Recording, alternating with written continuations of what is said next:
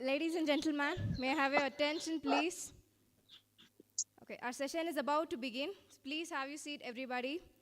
Good morning and warm welcome to one and all present here. Before we start the ceremony, I would like to seek your cooperation. Kindly switch off your mobile phone or turn it into silent mode to avoid any disturbance during the program.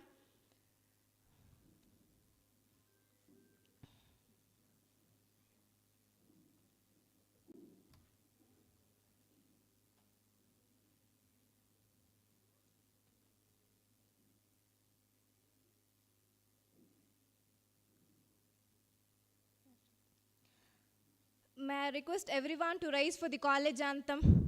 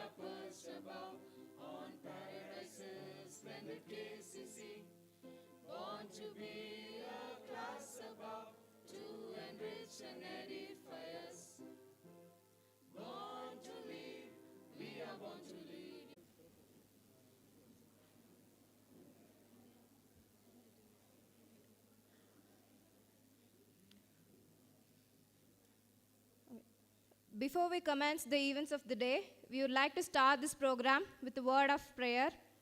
The opening prayer will be followed by a special song by our choir team. Now I request our chaplain for the opening prayer.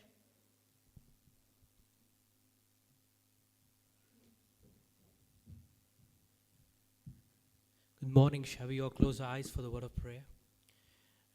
Dear Heavenly Father, we thank you for this wonderful day that you have made, Lord. Lord, we give this day into your hands, especially the conference into your hands, Lord. We pray that your mighty hand be upon it. We commit the speakers, the panel members who will be sharing, Lord, about inclusive education. I pray that it be a meaningful session that will gain knowledge and bring glory to your name. In Jesus' mighty name I pray. Amen.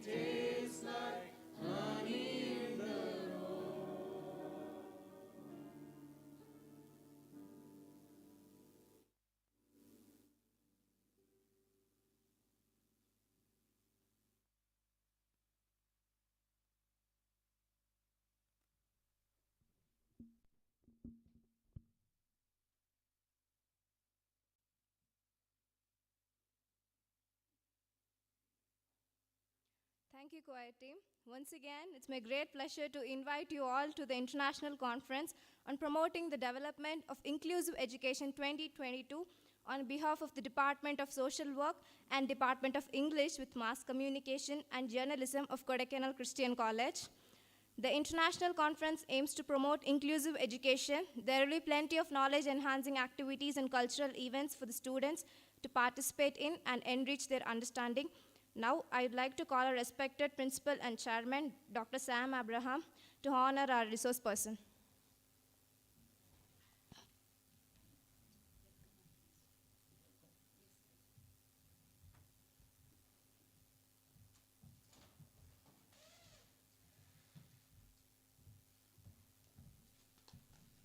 Good morning, ladies and gentlemen. It is such an honor to welcome one and all for the promoting the development of inclusive education international conference for the day.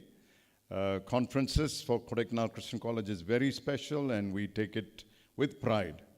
And I am excited about the topic chosen by the Department of Social Work and the English department for today.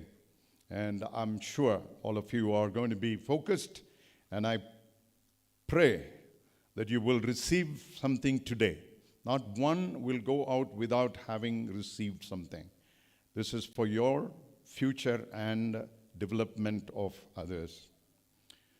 Respected keynote speaker, Dr. Aruna Ratnam, she's not physically with us, but she's connected. It is my joy and privilege to welcome you, ma'am. I wish you were here physically. You would have enjoyed the location. Academic advisor, Professor Devadasan is not here with us. Vice Principal, Dr. Vijay Raghunathan. Associate Provost, Dr. A.B. Thomas. Associate Dean, Professor Pinky Janarthanam. Conference Convener, Professor Daniel Samuel. Richard Marlin, the Manager. Members of the faculty of KCC and other colleges, and Parvati College, Vivekananda College, MSSW College, American College, Hindustan College, Alagappa University, Zion students and faculty, and non-teaching staff members, and my beloved students from all colleges and especially KCC. Especially KCC? All of you are my children. I welcome you all for this international conference on promoting the development of inclusive education, the most heard, ever invited, and challenged creative and attractive ideology of this present contemporary world. A new spectrum encompassing divergent groups under one roof for the betterment of all. Inclusive education is about how we develop and design our schools, classrooms, programs, and activities so that all students learn and participate together. Inclusive education is about ensuring access to quality education for all with no barriers, students by effectively meeting their diverse needs in a way that is responsive, accepting, respectful, and supportive. Students participate in the education program in a common learning environment with support to diminish and remove barriers and obstacles that may lead to exclusion. I know that I stand for wider inclusiveness. I may share some of my personal experiences. Inclusive education today, the topic may be for students belonging to maybe challenged mentally or physically, but more than that, a wider acceptance has to come to all of us. Inclusive education is carried out in a common learning environment, that is an educational setting where students from different backgrounds and with different Recording in abilities progress. learn together in an inclusive environment. Common learning environments are used to the majority of students. Regular instructions hours may include classrooms, libraries, playgrounds, and the local community. A common learning environment is not a place where students with intellectual disabilities or other special needs learn in isolation from their peers.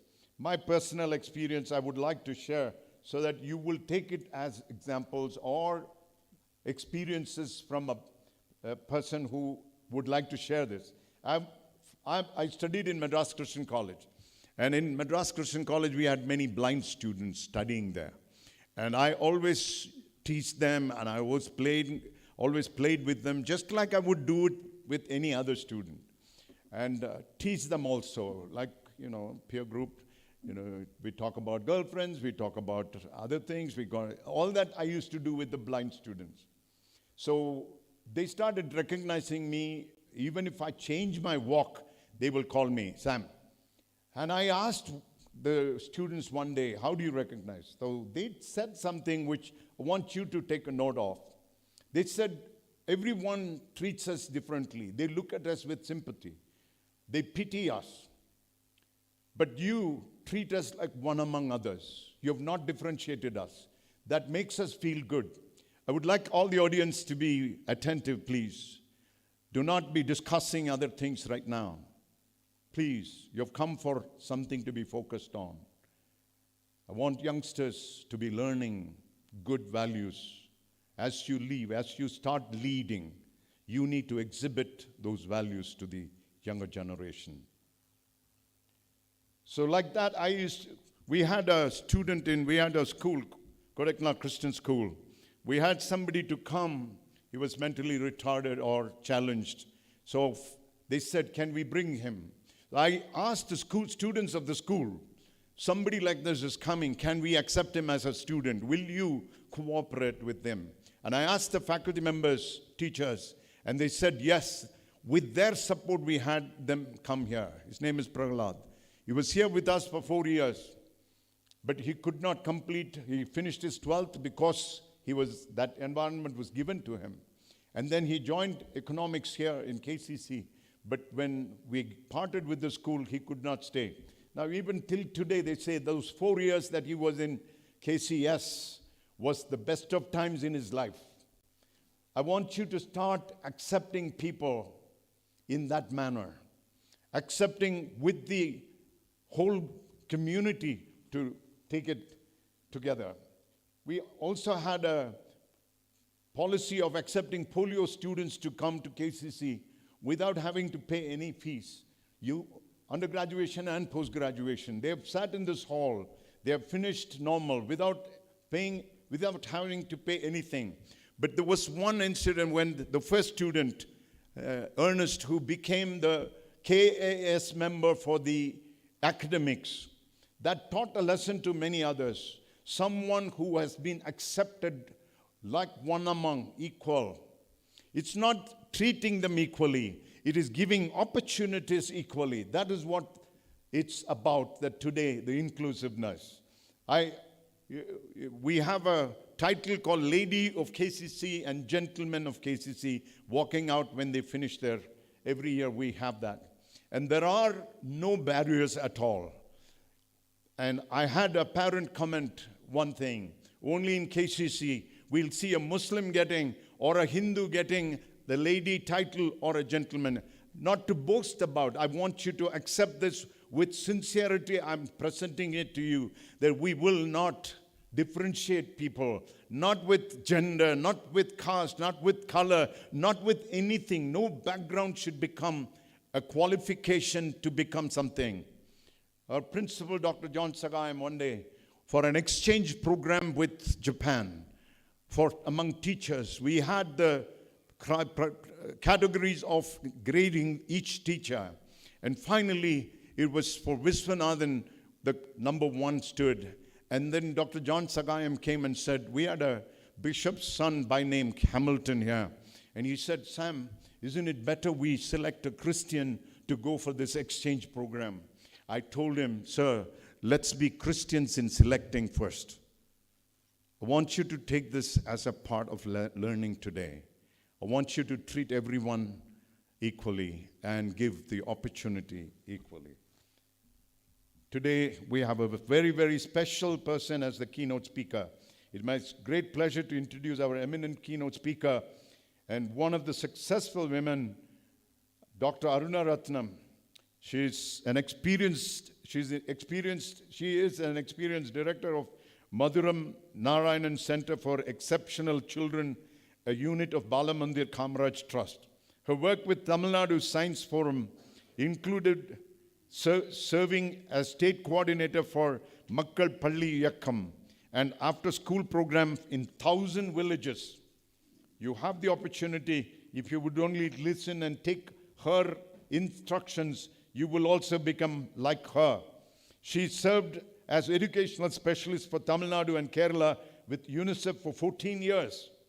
Her PhD in Cultural Foundation of Curriculum from Syracuse University, New York, United States of America, examines the intersections of educational provisions by the state and the parental aspirations through fieldwork in Sivakasi and South Chennai. MEd, National Louis University, Evanston, Illinois, USA. Dr. Aruna Ratnam also worked as a teacher in Rishi Valley School by Kanchalaya from English to Tamil, and authored and published a few articles on school education and in Tamil. Currently, she's one of the committee members of State Education Policy, Tamil Nadu, especially involved in developing Samachir Kalvi syllabus. The list is very long. We have taken only the few important ones. We could see the depth of the contribution being a citizen of this country, ma'am. The keynote address will be followed with special panel members who are also very, very important and special today. Mr. Karthikeyan G, founder of Srishti Foundation and an experienced psychologist, spent 15 years of his life working in an inclusive orphanage where disabled and non-disabled children lived and grew up together. He has got even 4 or 5 people to travel with him today. May I have the honor to give the honor?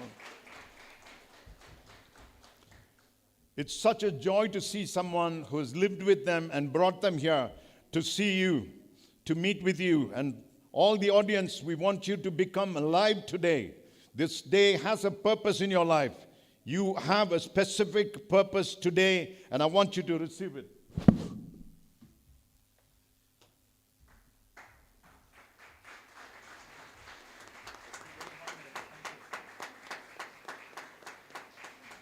Thank you. We have Dr. Christine Ann Thomas, an assistant professor in Christ University. She supervises doctors, candidates, teacher, graduate students, and coursework for doctoral candidates. She's proactive in consultancy and incubation activities that link academia with corporate base both in and outside Bangalore. We welcome you, ma'am. It's such an honor for you to have you with us.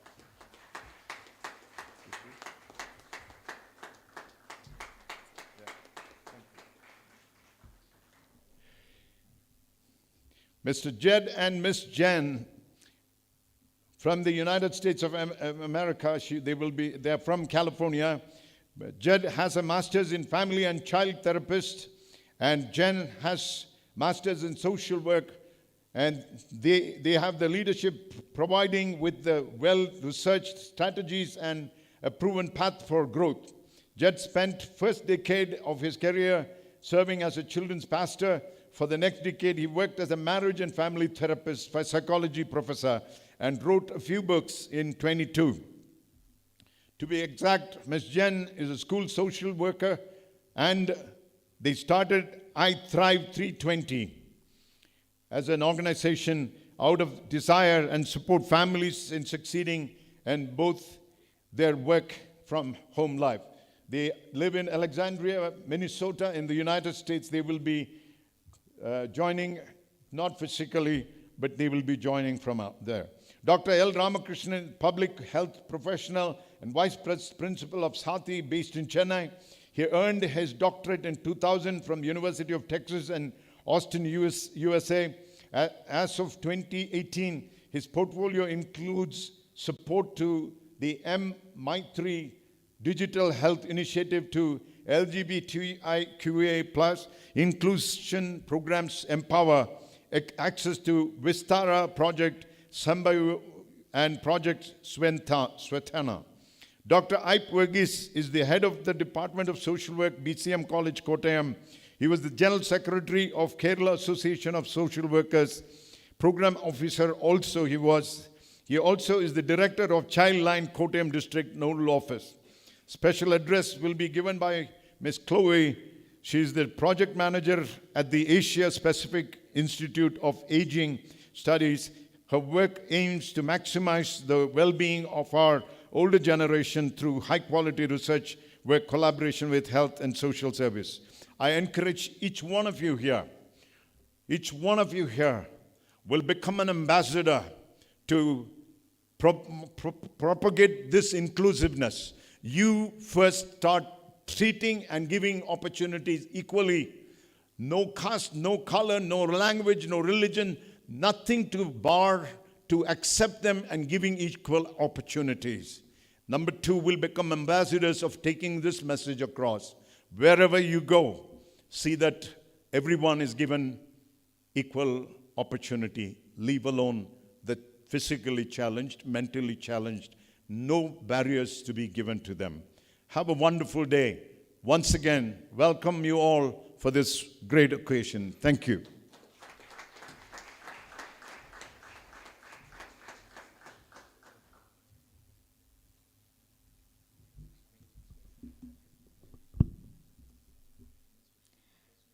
Thank you, sir.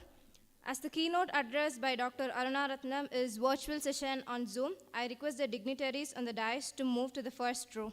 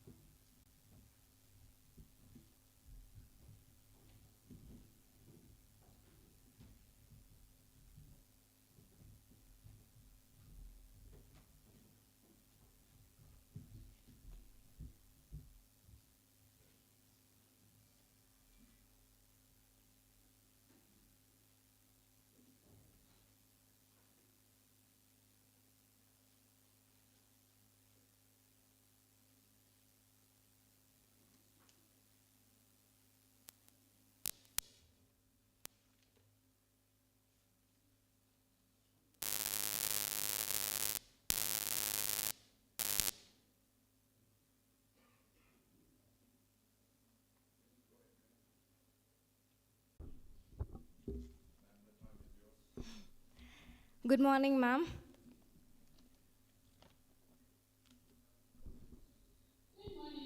Yeah. Welcome to Kodaikanal Christian College, ma'am. Yeah. Ma'am, can we start the session? Yeah, ma'am.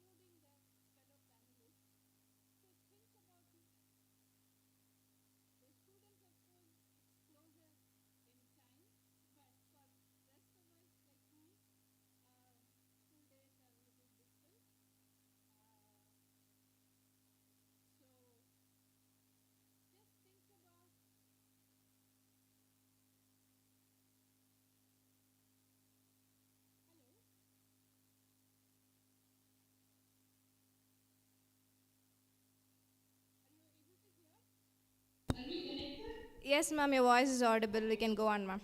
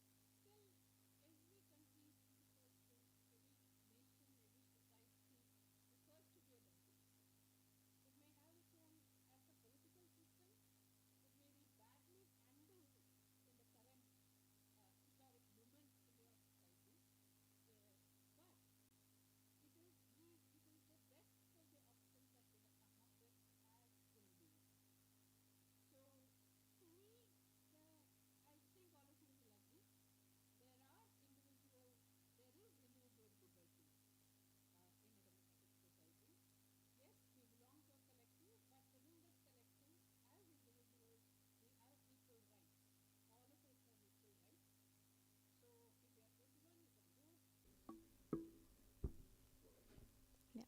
Ma'am, can we continue? So, as members of the Democratic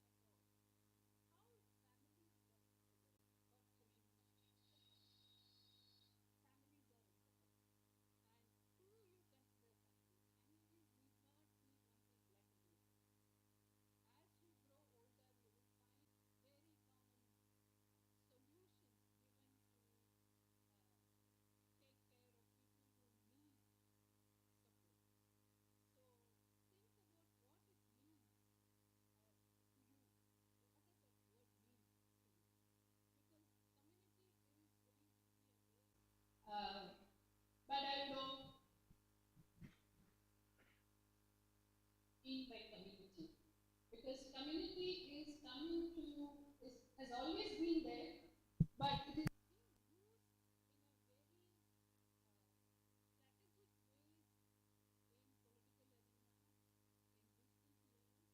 strategic ways in political arena, in business lanes, in social protection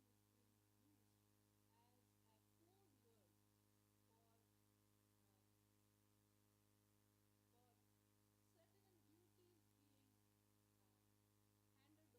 duties being handed over to or elided away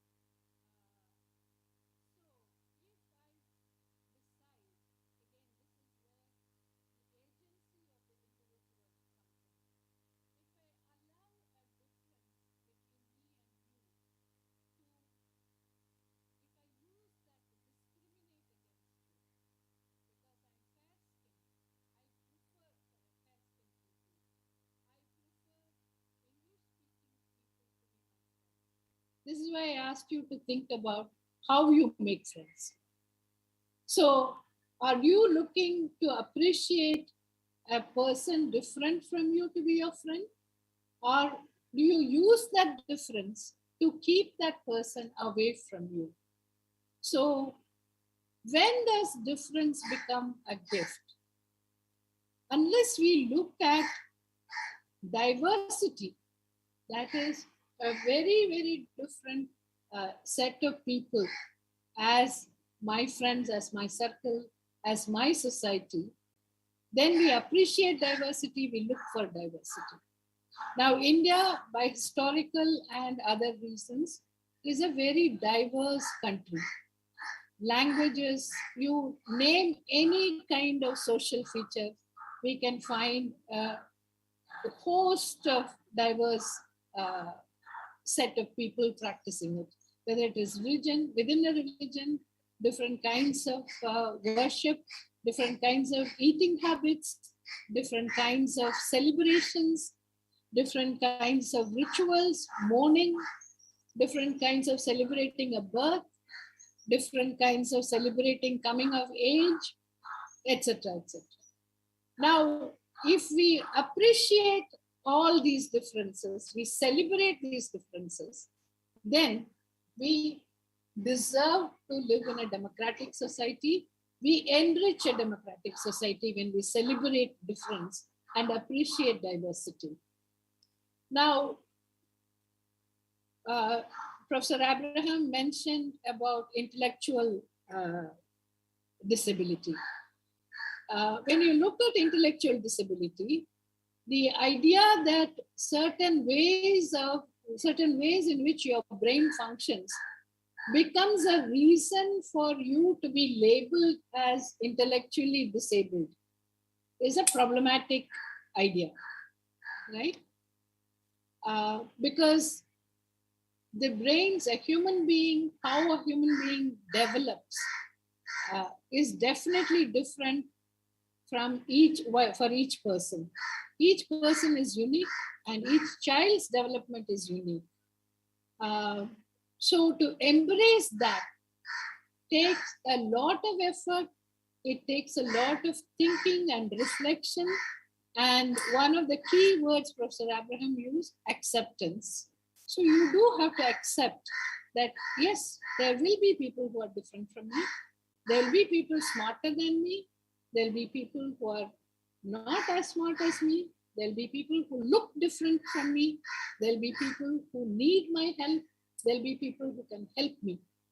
So if you look around a classroom or your own college, what goes into your college atmosphere to make you feel comfortable in it, to make you feel an equal part of that college, that environment, in your hostel, in your classroom, in your college. When it comes to children and human beings, this is the very, very, very important issue. Because of our differences, we might struggle to develop. This is where our collective comes in. No matter how different each individual is, as long as those individuals are part of my nation has the duty to ensure I enjoy my right. And that right, those rights are a huge number of rights are there.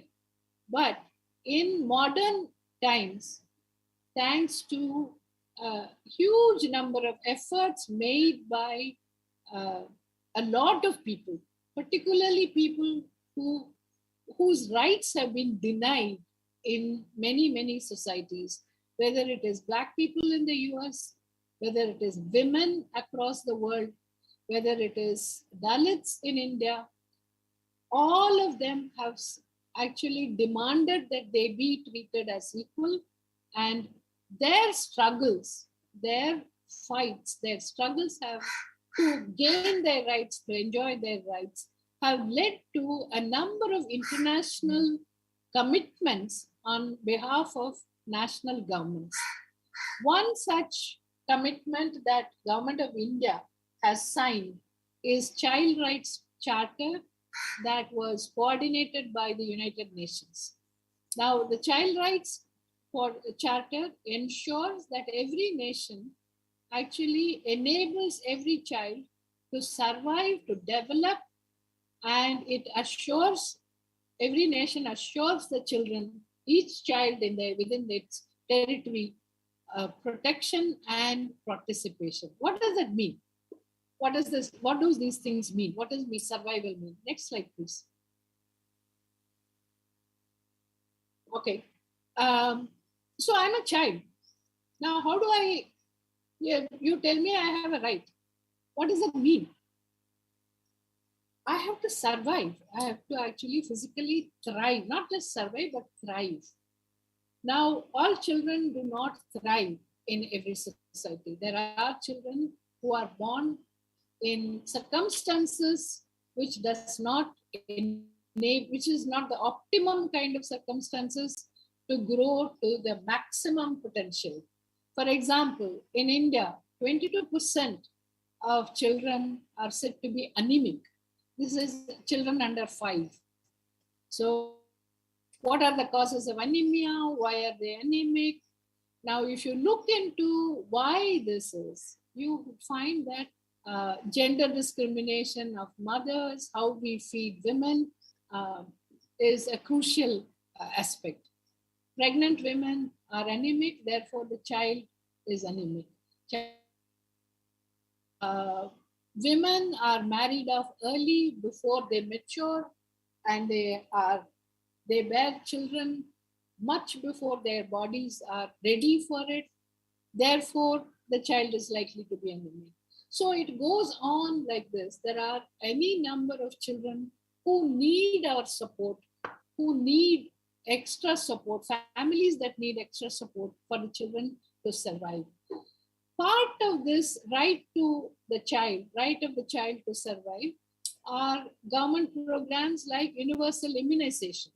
You protect all children from diseases that can actually harm a child, that can kill a child, that can disable a child. So there are universal immunizations. Polio, for instance, India is one of the very successful polio campaigns in the world.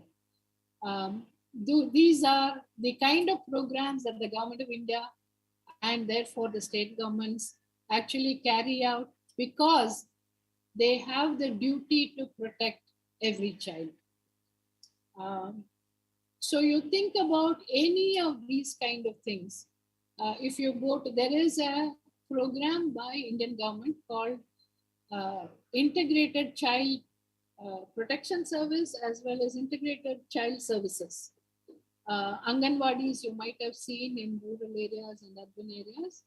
Anganwadis offer mothers, pregnant mothers, as well as lactating mothers, nutritious meal, and that is one way of ensuring nutrition, so that mothers and children don't go undernourished.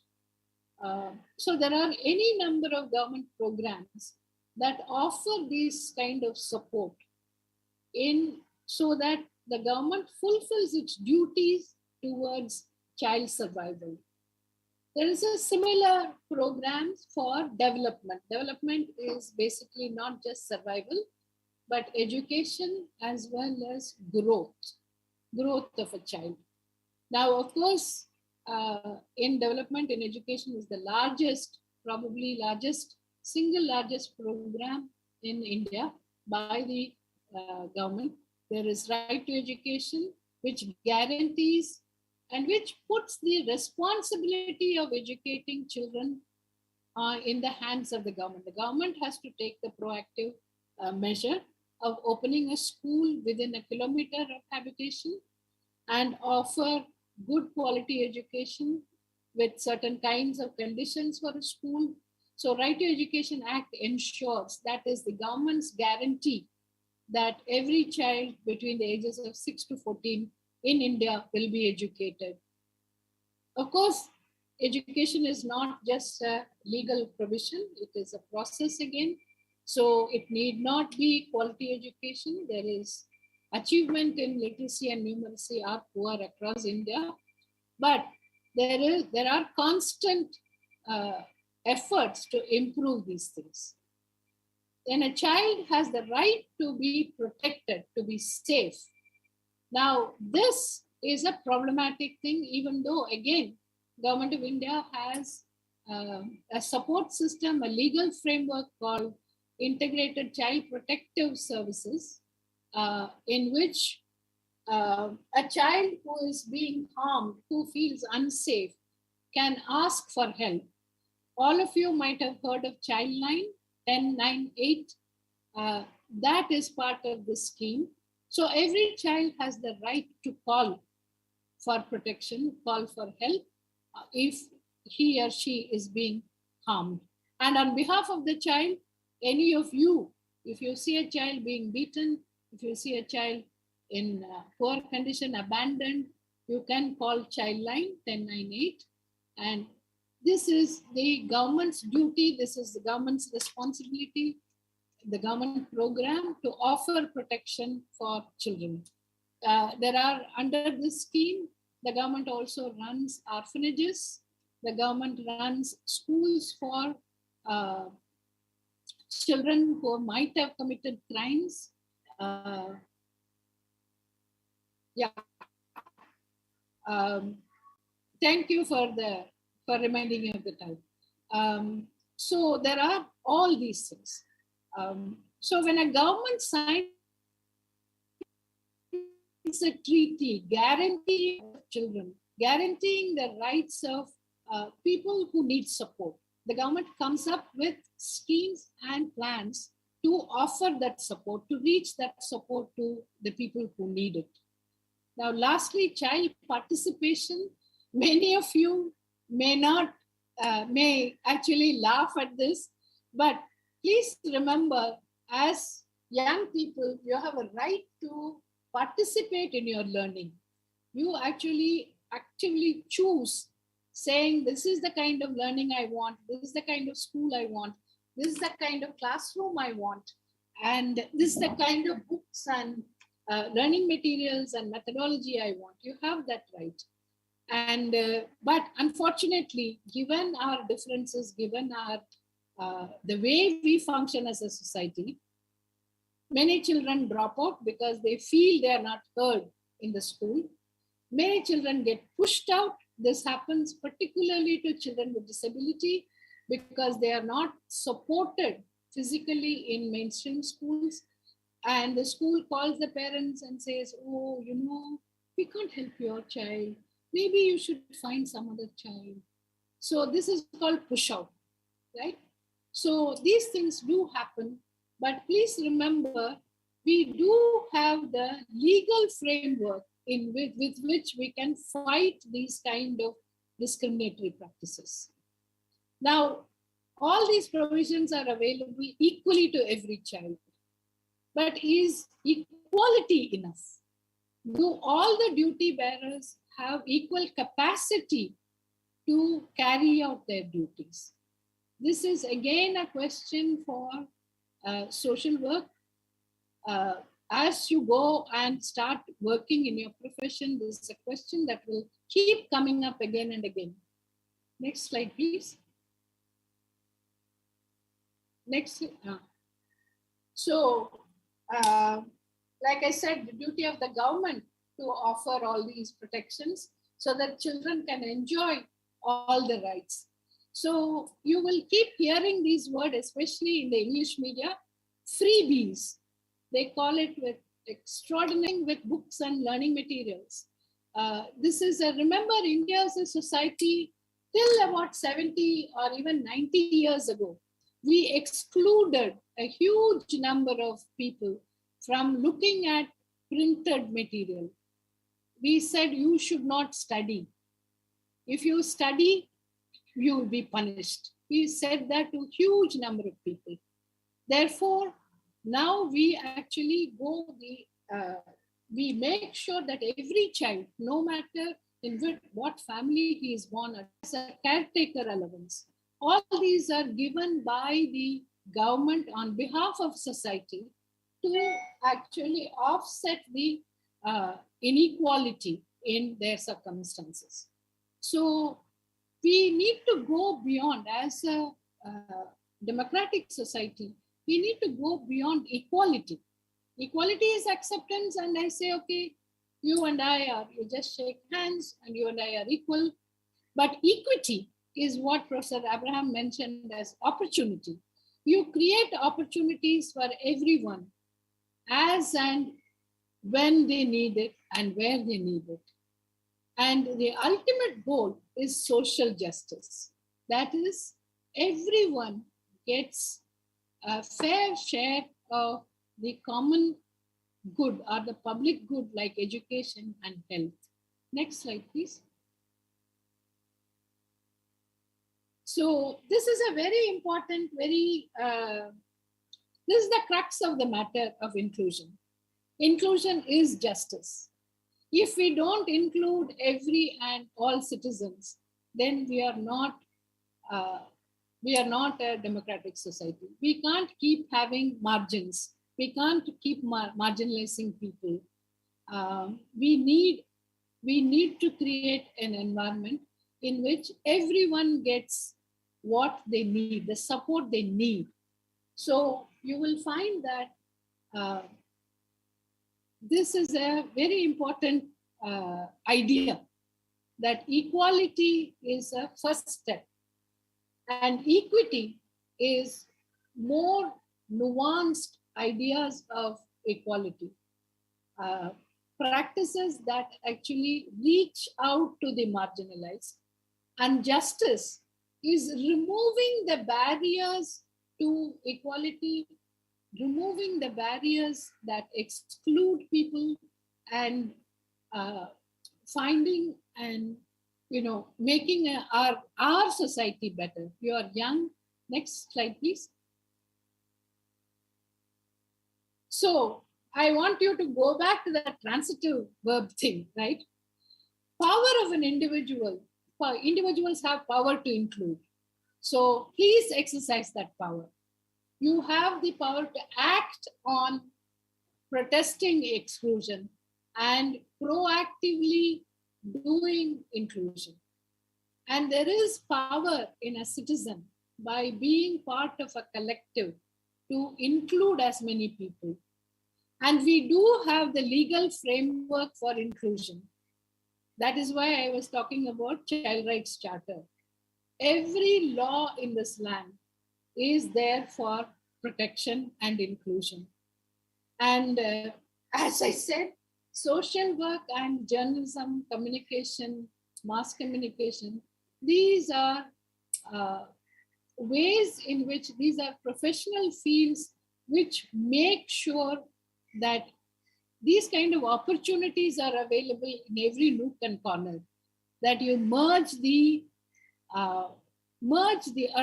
dissolve margins to dissolve boundaries. And you have the power to change yourself, because inclusion and exclusion are individual acts as well as collective acts. And you have the power to change your society and your future.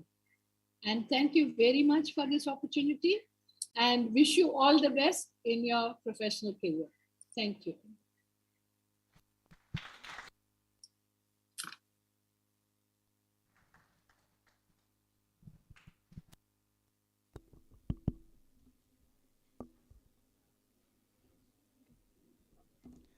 Thank you, ma'am.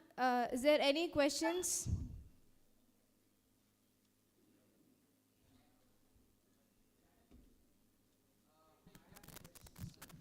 One minute, sir.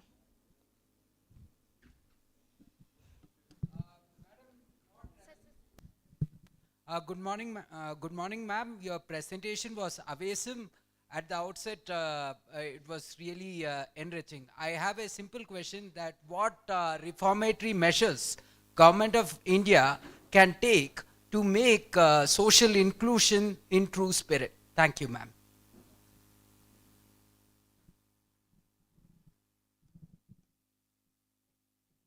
Would you like me to answer right away, or Yes, or ma'am. do you? Okay. Okay. Governments can only do certain. Um, they can give you enabling legal frameworks, right? But it is in the hands of institutions to actually act on that, to make that reality. For example, I'm looking at your audience, right? The way you are seated. Now, if I were organizing this, I would have actually put it in a circle, because a circle is symbolic of equality to me. In a circle, there is no head, there is no tail. Here you are sitting at the back, the front, the side. Uh, Rows and columns always make for a hierarchical this thing. Now, Government of India, I'm not talking about the current dispensation, right? Government of India is our representative government. Please remember, we elect the government. Now, Government of India, like I said, has signed the international treaties. And I want to, no offense to our American friends, but please remember, to make these rights reality, they have put in place uh, all these schemes that I mentioned: right to education, Sarva Siksha Abhiyan, uh, Ministry of Justice and Empowerment, the Rights of uh, People with Disability Act has a whole uh, lot of measures that we can implement. And government, union government also gives us a certain amount of money. But the problem is, money itself doesn't buy goods and services. Goods and services have to be created in the larger interest. I'm talking about, let's say, wheelchair, right? A wheelchair that is that is not of good quality, that cannot be operated by hand by a person with CP, cerebral palsy, needs improvement. Now, the union government has Ministry of Empowerment. Uh, uh, it has a subsidy for people who produce wheelchairs. If the wheelchair makers actually calibrate different kinds of wheelchairs for different kind of physical disability, that would really, really be very good. Unfortunately, government alone cannot do these things. And as you well know, and as you will find out when you start your job hunt, much of the work that is labor intensive, process intensive, like inclusion, is done by civil society using the legal framework of the Government of India, but staying within our constitution. Please remember, the constitution is also our protection. It is the citizens' protection, so citizens' charter for our ensuring our rights, that we engage with Government of India on many of these processes. And it is the civil society that has enriched the process of inclusion. All the struggles I mentioned about, wanting to be included by marginalized groups, those struggles emerge from civil societies, when civil society organizations. So please remember that the governments are, the governance that you get is as good as our engagement with the governance. As young people, please engage with your elected representatives, demand, create collective demand. That is very, very important.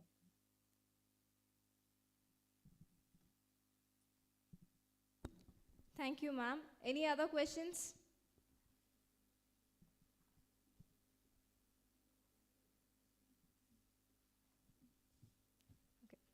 Thank you so much, ma'am, for that enlightening session and sharing the different perceptions about inclusive education. Now, I invite our respected Associate Dean and HOD of the Social Work Department to deliver the vote of thanks.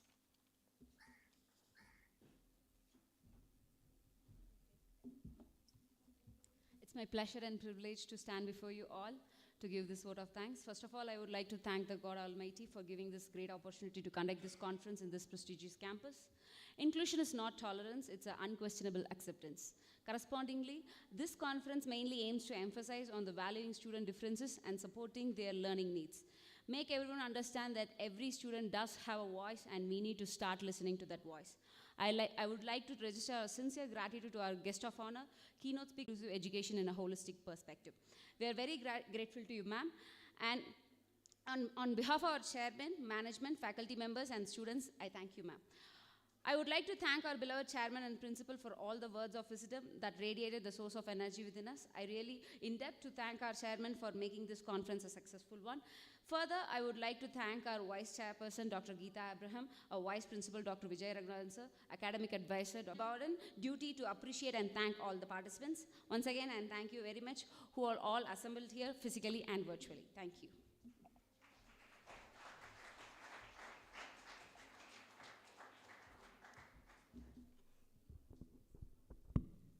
Thank you, ma'am. So before we move into the next session, the panel discussion, let's have a small break. I request everyone to collect the refreshment and assemble here back at 11:30 a.m. Okay, 11:40 a.m. I repeat, kindly assemble back at 11:40 a.m. in the Abraham Hall. Thank you.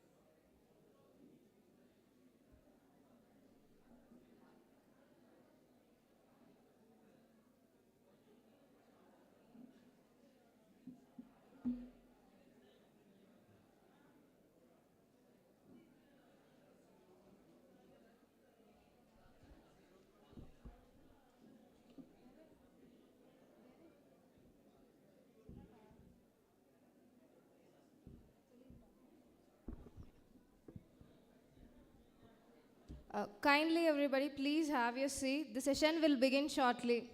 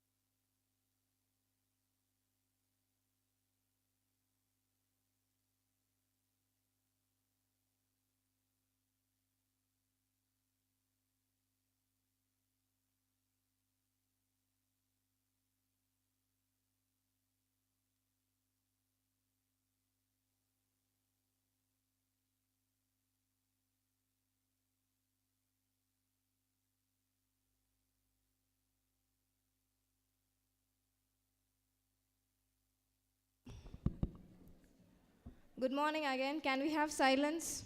The session will begin shortly.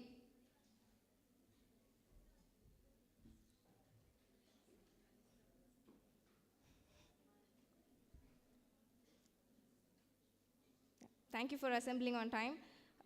We welcome you again to the panel discussion on inclusive education. Now, I invite Professor Jaisha Priyam to be the moderator for the session. Good morning, I'm Jesha and I'll be the moderator for panel discussion today. We are going to discuss about inclusive education as that is the major thing that we'll be focusing today.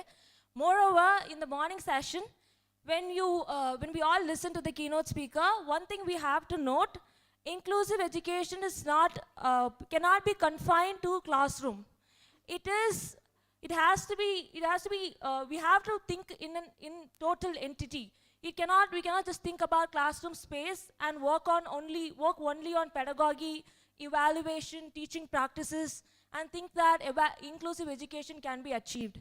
It is not like that. We have to think in terms of all the perspective, all the aspects of life, the way we do, the way we behave, the way we think, the way we perform whatever we do. So in order to bring all that aspect into discussion, today's panel discussion is going to be on all these aspects that I've just spoken about.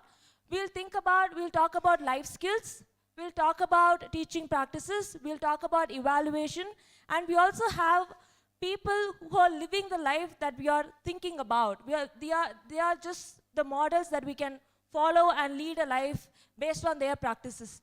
So we are going to touch on all these aspects of inclusive education. And we have 6 panel members today.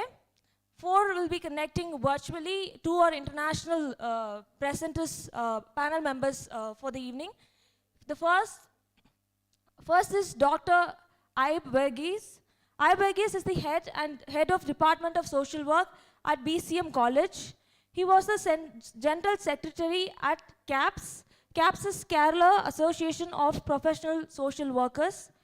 He is the director at Childline Kottayam District Nodal Officer. He is the advisory member at Archana Women's Society at Kottayam. We welcome you to the discussion, sir.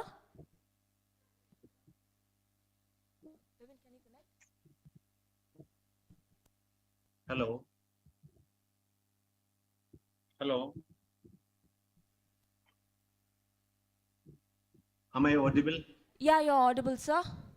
Yeah, thank you. And warm good morning, all of you, and greetings from Kerala, especially from BCM College Kottayam and Kerala Association of Professional Social Workers, also for the India Network of Professional Social Workers Associations. First of all, I congratulate Kodaikanal Christian College for taking up this particular topic, which is very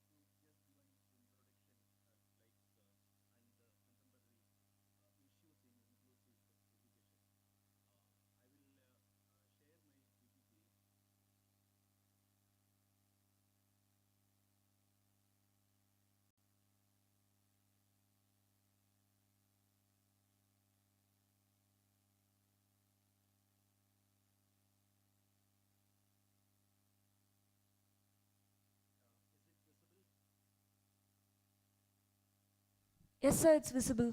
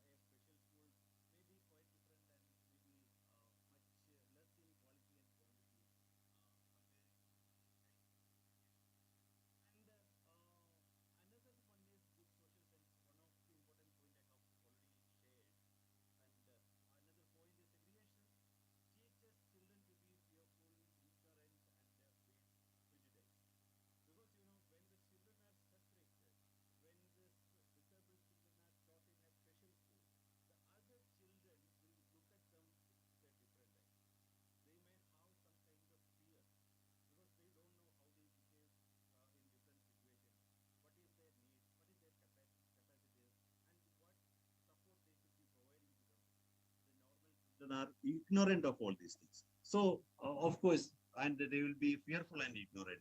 And all children need an education that will help them to develop relationships and prepare them for life. I have already shared this. Only inclusion has the potential to reduce fear and build friendship, respect, and understanding. Actually, those points are very connected.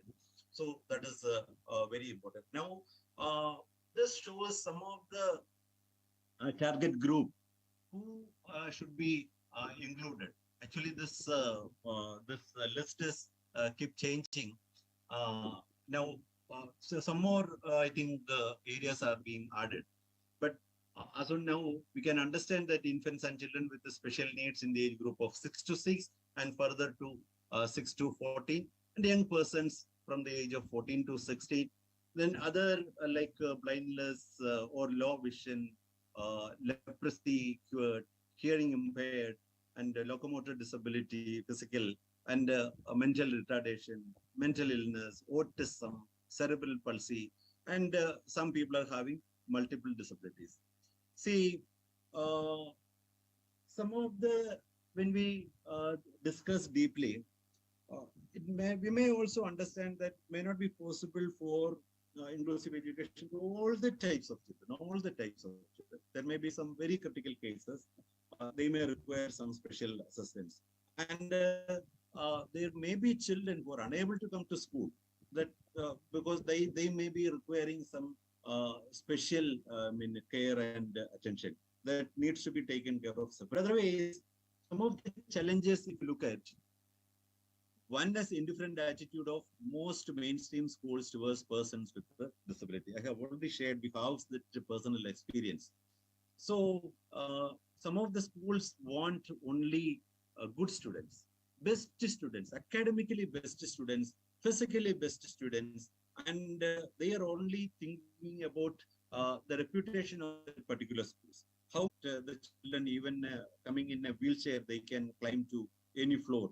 So these are available only in the new buildings, whereas the old buildings or existing building may not have these facilities. So these things and many other infrastructure. I just mentioned about only ramp, but there are many infrastructure facilities are required because the time is very less. I think there will be more discussions later. They will cover all these things required, and many of the schools are unable to provide all these things. So that is also tiles have been placed. The tiles also represent, for the blind people, they can sense the symbols in the slides and they can walk straight. Somewhere they can take a right turn before getting into a step. There will be different type of tile will be there. So a lot of things are there so that all the types of people can understand it. These facilities are available in very, very less schools only. So this is very important. Every schools cannot provide this one. And the teaching and learning aids, most of the schools are not having appropriate teaching and learning aids.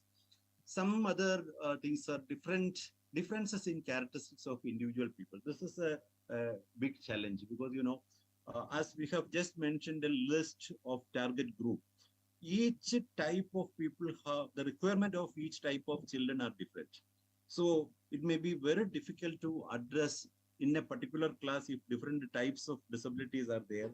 How to look after them? How to, fulfill the needs of these children? It is challenging this thing. We need to have discussions even with government advocacy programs in order to, overcome all these challenges. Then non-willingness of schools we have already discussed. Lack of awareness and of course attitude. Now the people are attitude means positive attitude. And the very first thing required is a positive attitude towards all type of children in our society. That positive attitude is required in the part of the teachers, the part of the students, especially classmates, the parents, and the community as a whole. Otherwise, these children, if they are coming to a common school also, they will start facing discrimination. And difficulty in individualized attention. We know in a class, there may be around it ranges from 30 to 40 or 50 students in each class. So the teachers will be very, very busy. So the size of this class makes it very difficult for teachers to give individual attention to each student, especially when a physically or any other a child with challenges comes. It will be difficult for the teacher, and when the teacher is not specially trained to look after all these type of children, and lack of child-centered and relevant curriculum. Whether everyone can learn in the same curriculum in this inclusive education, that's a very big question mark. This is to be treated as another challenge. And of course, lack of proper infrastructure that we have already seen. Most of the schools are not having, and lack of participatory activities. Uh, Actually, the learning environment required for a child with a disability, that is entirely sometimes difficult. They may not be able to participate in the all the programs where the other children are doing. So the learning environment is very important. How far they are able to, how far they will be able to participate in the activities. Involvement of parents and community. When a child is born as a disabled child, the parents naturally they become frustrated, and if they're unemployed, becomes a financial burden to them, and they face a lot of facilities. I know one lady in our town, when her child was having autism, even she was courageous to start a special school, and the name of the child was given to that school, particular school. It's a very big establishment now. So, but how many people can do like that? It's a question mark. So, the parents and the community should be encouraged. Otherwise, the non-involvement of the parents and the community, that becomes a barrier to the inclusive education. And of course, the accountability of teachers and the partnership between parents, teachers, school, and the community. Mostly, this is organized by the social work department, and we know school social work is one of the important topic we learn. So, in the school social work, there are different models. So, this particular model, especially the parents, teachers, school, and community, that model is there, and that has to be implemented properly. So, social workers do have a major role in the inclusive education. And of course, the partnership also just I mentioned, and the collaboration or consultation, and that is between different agencies. Because when we teach different types of children in a school, we are required to have a network with the different types of agencies. It may be government, it may be other NGOs, it may be from the nearby community, and there should be a proper collaboration, network, and joint activities. Then only this can be taken up. And of course, lack of support from parents and teachers is a big challenge. Of course, labeling, we know labeling, but labeling can be removed when the children are educated properly, proper awareness have been provided to them at the aided sector and for the facilities of normal children. Whereas when it comes to the differently abled children, that is very less. Recently in Kerala, in the last 2-3 years, they said if you are having 100 children, they will make that institution an aided institution. But again, it's a challenge because the number keep, fluctuating. There will be dropouts, and the institution is unable to keep a number of 100. Hello, And sir. as such, Excuse none me, of sir. these institutions are. Hello. Yeah. Hello, sir. Sorry to interrupt. We just have 1 more minute of Yeah. time. I'm just finishing. This is my last slide. Thank you, So sir. UNICEF is undertaking a lot of efforts in the form of advocacy and awareness raising, of course, capacity building, and providing support to implementing different programs. So what I covered is the need for inclusive education, and of course the target groups, and what are the challenges, especially available in India in addressing this inclusive education. So this is about my presentation, and thank you so much. If you have any doubts on this presentation, you can ask now or ask the main organizers. Thank you so much.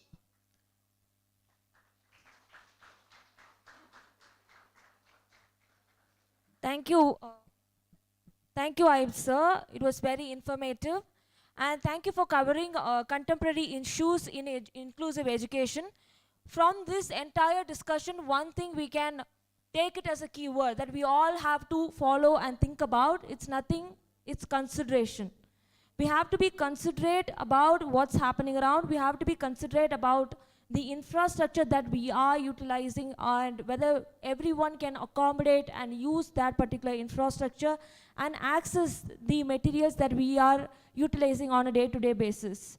Thank you for covering the perspectives on human right view and insisting on child-centered curriculum, because that's more important. What we all do as teachers and facilitators is that curate a curriculum that we think is important, but we have to move from that perspective and curate curriculum and have everything that is child-centered or student-centered, or whoever is going to access or use that particular material on a very day-to-day basis.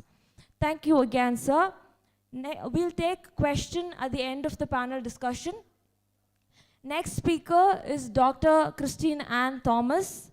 She's going to talk on diversity, equity, and inclusive in classroom space. Dr. Christine Ann Thomas is an assistant professor at Christ deemed to be University, Bangalore. She serves as a research advisor for doctoral candidates from other institutions and contributes as a board of studies member for a few educational organizations. She has published a few articles from her area of interest and has also co-authored books in English language teaching. She is proactive in consultancy and incubation activities that link academia and corporate base both in and outside Bangalore.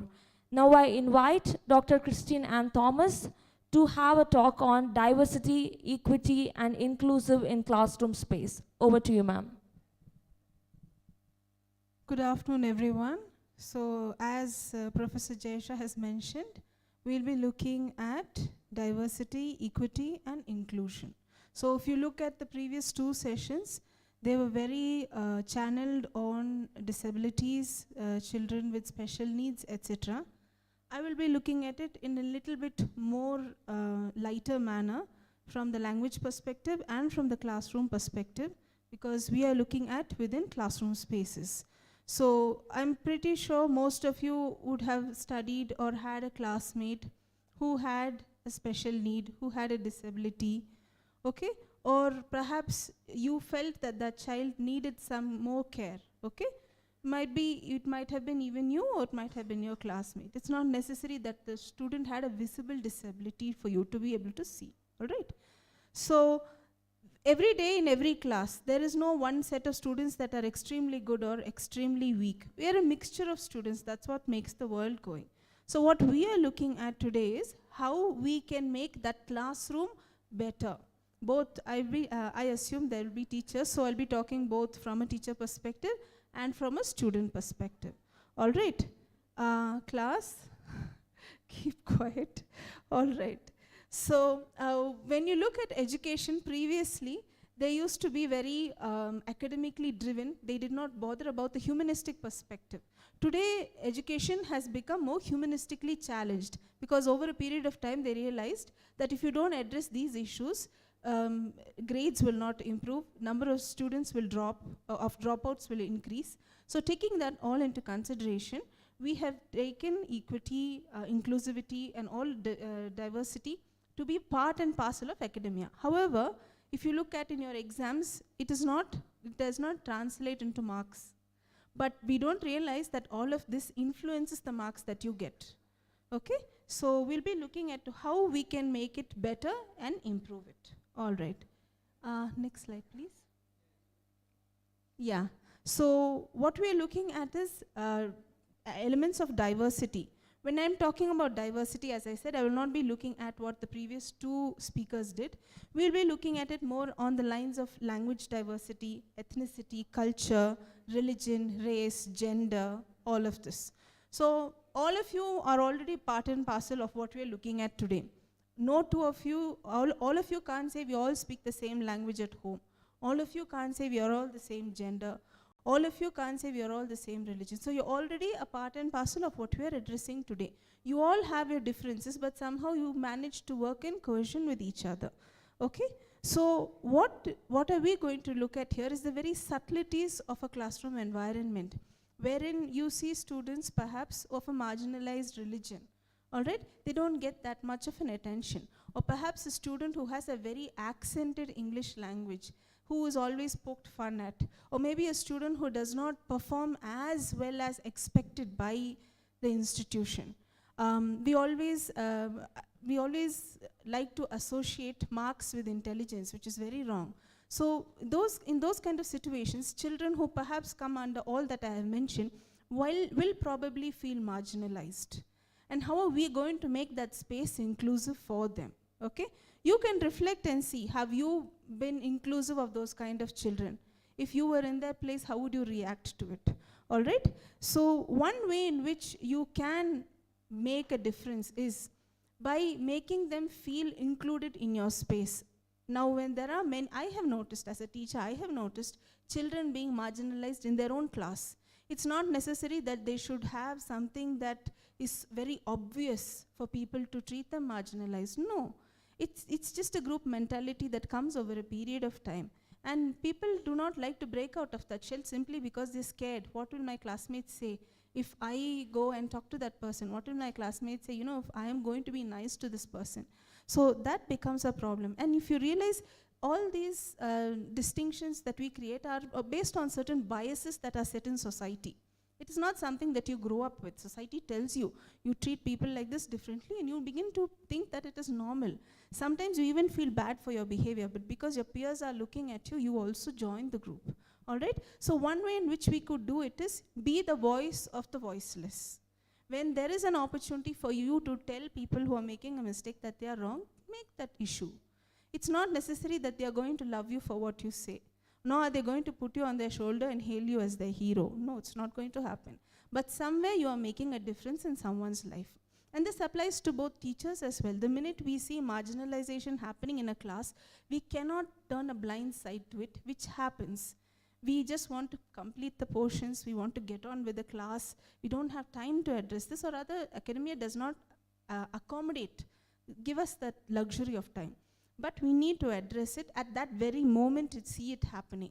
If we think we are going to address it on another day, or I will call that student aside and address it, the heat of the moment is lost. So the minute we see something happening as such, we need to address it. And we need to understand that every student is individual. No two of you are the same. One of you might be excellent at math, the other will be excellent at English. And I need to, as a teacher, celebrate that. I can't expect everybody to be excellent in math or everybody to be excellent in science. That becomes very boring. Okay? So even among your classmates, learn to celebrate whatever it is. It's not necessary that they should be academically very progressive for you to celebrate them. If you see something very determination among you at a very young age, and that becomes latent as you grow up. So as any opportunity you get, maybe you don't have to wait for your principal to organize a whole show. You can ask your class teacher at a very small level, you can have a celebration for your culture, for your language. Everybody's culture and language, not just one. And that will bring everybody together. All right? Another important aspect that I thought could help for the teachers is develop a course plan that integrates these aspects. For example, if you're giving them an assignment, include aspects of things that you think that they will be able to relate to. I have done this and I know it works. Probably you're giving them an assignment on essay writing. Rather than giving them random topics, ask them to find out something that's very unique about their culture and write an essay about it.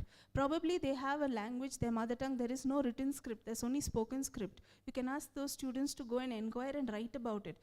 Till that moment, they would not have had the pride about it. But the minute you give it to them as a duty, as an assignment, there will be immense pride in showcasing from where they come from. And I think we can make it as a part of a course. Small haikus, okay?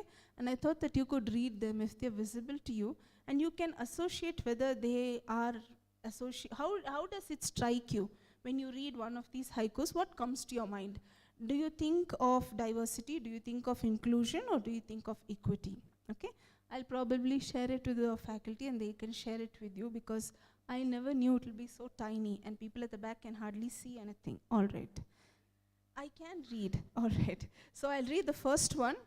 Okay? The first haiku is human gardening, putting smiles on sad faces, helping others grow. Because you're talking about a human gardening, someone who's investing their life and blood into the development of someone else. Okay? So the next one, no night and no day, only nature's single breath, the eternal now. What comes to your mind? Are you thinking of someone who's struggling, someone who's discriminated, someone who does not have a voice? Okay? If it is that, it is good. If it is something else also, it is open to discussion. All right? The last one is, the longer I live, the more I appreciate washing dishes. So it's about people who feel discriminated, who feel suppressed by society. Okay, so you can think of whatever answers that come to your mind. Okay. We would have all come across, as teachers and as students, many students who come under this category. Students who don't complete tasks, students who avoid challenges. You give them an assignment, they will say no. You ask them to answer in class, they'll say no. And they are happy with that. And teachers will also begin to get irritated with them, because those children are happy in that zone of non-competence, zone of non-performance. What we don't realize is something has led that child to that. A child, when it's born, does not decide that I'm going to be a non-performer. No, a child does not decide that. Every child loves appreciation. They love positive reinforcement. And the child has learned it as a coping mechanism, just to get along. And therefore, we tab those kind of children as low performers, slow performers, bad performers. Okay? So what we need to do is, we need to look beyond what is visible to us. Okay? And what you can do to encourage such students is, put them along with students who are averagely above performing, ask them to help them. Secondly, what issues interest those children? They will have some interest. Okay? Now, if you look at students here, they are very good at media. Then there are students who are very good at hosting. Ask them what are they interested in, and link their assignments, link their activities with that. That will give them an area where they could shine in the limelight. They will love to perform at that particular period of time, because they love what they are doing. For example, my area of specialization is English. Even this I have associated with language and classroom teaching. That's how my mind will work. That's how every one of you are. You have something that interests you. No matter what your teacher gives you, you will try to associate it with that. And I think we should learn to accept it and give them that space. Okay? Yes. One thing that, this might be a little boring. These are for the teachers. What we are looking at here is called the Matthew effect. The Matthew effect is, it's actually taken from the Bible, where it says, whoever becomes rich will be given more, and whoever is poor will be taken away. Actually, if you look at in economics, this theory is used. Okay? That's how usually the trend goes. But even in a classroom environment, you will see that's how life goes. Students who are highly performing will keep continuously highly performing. Students who are low performing will go down the ladder. It actually has a downward curve. But as educators, we have a very big role where we can make the difference. The idea is to identify the issue and set it right. You cannot let that continue to happen. The theory was not introduced for us to allow it to continue to happen, but to make a change. I have 5 more minutes with you. All right. Now, next is fossilization. Fossilization is also another very interesting concept, wherein once some wrong idea is set in your head, that will continue to be there. For example, you have a lot of things that you hear from people around you. They'll say, if you cut your nails after 6 o'clock, it's wrong. That is set in your mind. Now, even if you don't believe in it, when you grow as an adult, you'll think twice, should I cut my nails? It's after 6 o'clock. That is called fossilization. Many of us are open to many ideas that people tell us. We listen to it and it becomes a part and parcel of us. And sometimes without people correcting it, we begin to accept it, and after some time, we know that it is probably wrong, but it's hard for us to give up. Okay, so what you see in as educators and as learners, we need to go under the process of defossilization. Make the correction, say no, it is wrong. Okay, and the best way that you can do is voice out, speak out against it or act against it, and don't accept it as something. Now please don't go home and fight with your parents and tell I told you to do that. Okay, I never asked you to do that. All right.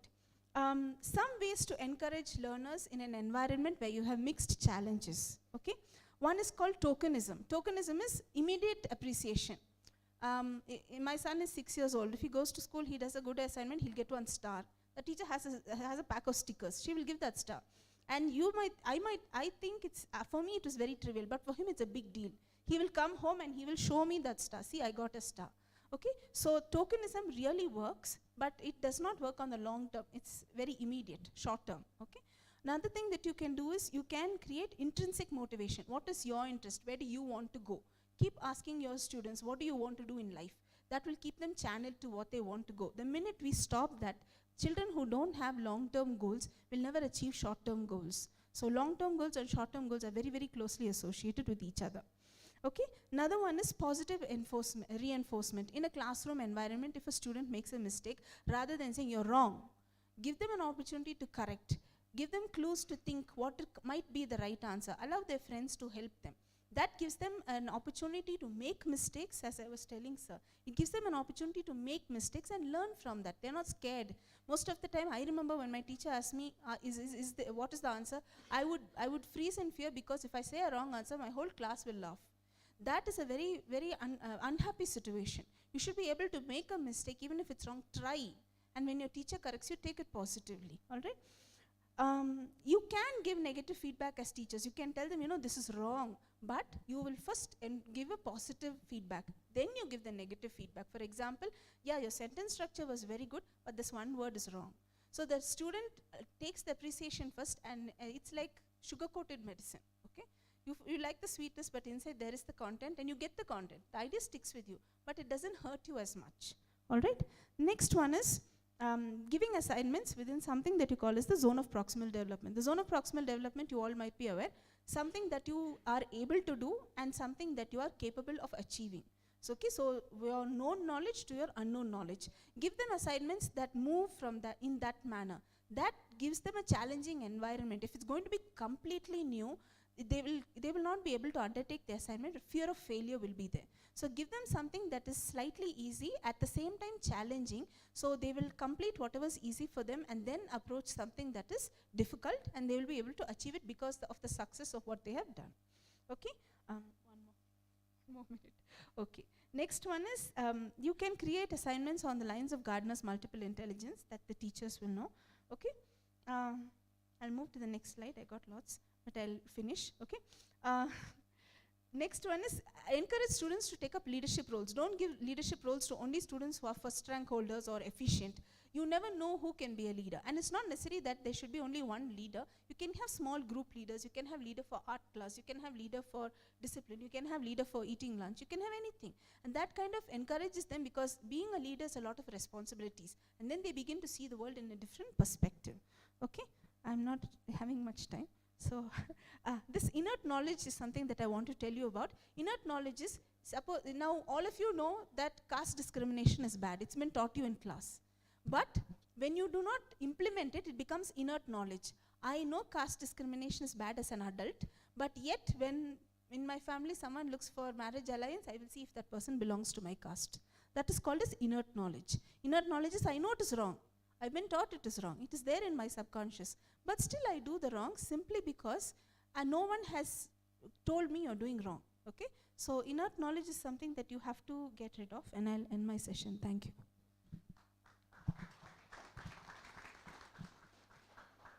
Thank you very much, ma'am. So I think this particular talk is addressed to faculty and how they can change the course curriculum or the way they are placing the assessment in class. One interesting factor that happened is that one day I told my student, like, maybe you should all come up with a speech for about 3 to 5 minutes. It is very interesting. One student did motivational speech, one did informative speech, few students did stand-up comedy in class. And that made the students ask for extempore speeches in class. They all wanted, like, can we have like 3 to 4 extempore speech every day? Maybe we can come up with titles that is really funny and then we can talk about it. The most interesting in this entire exercise is that it is give and take. Like, you give something and then they give you something in return.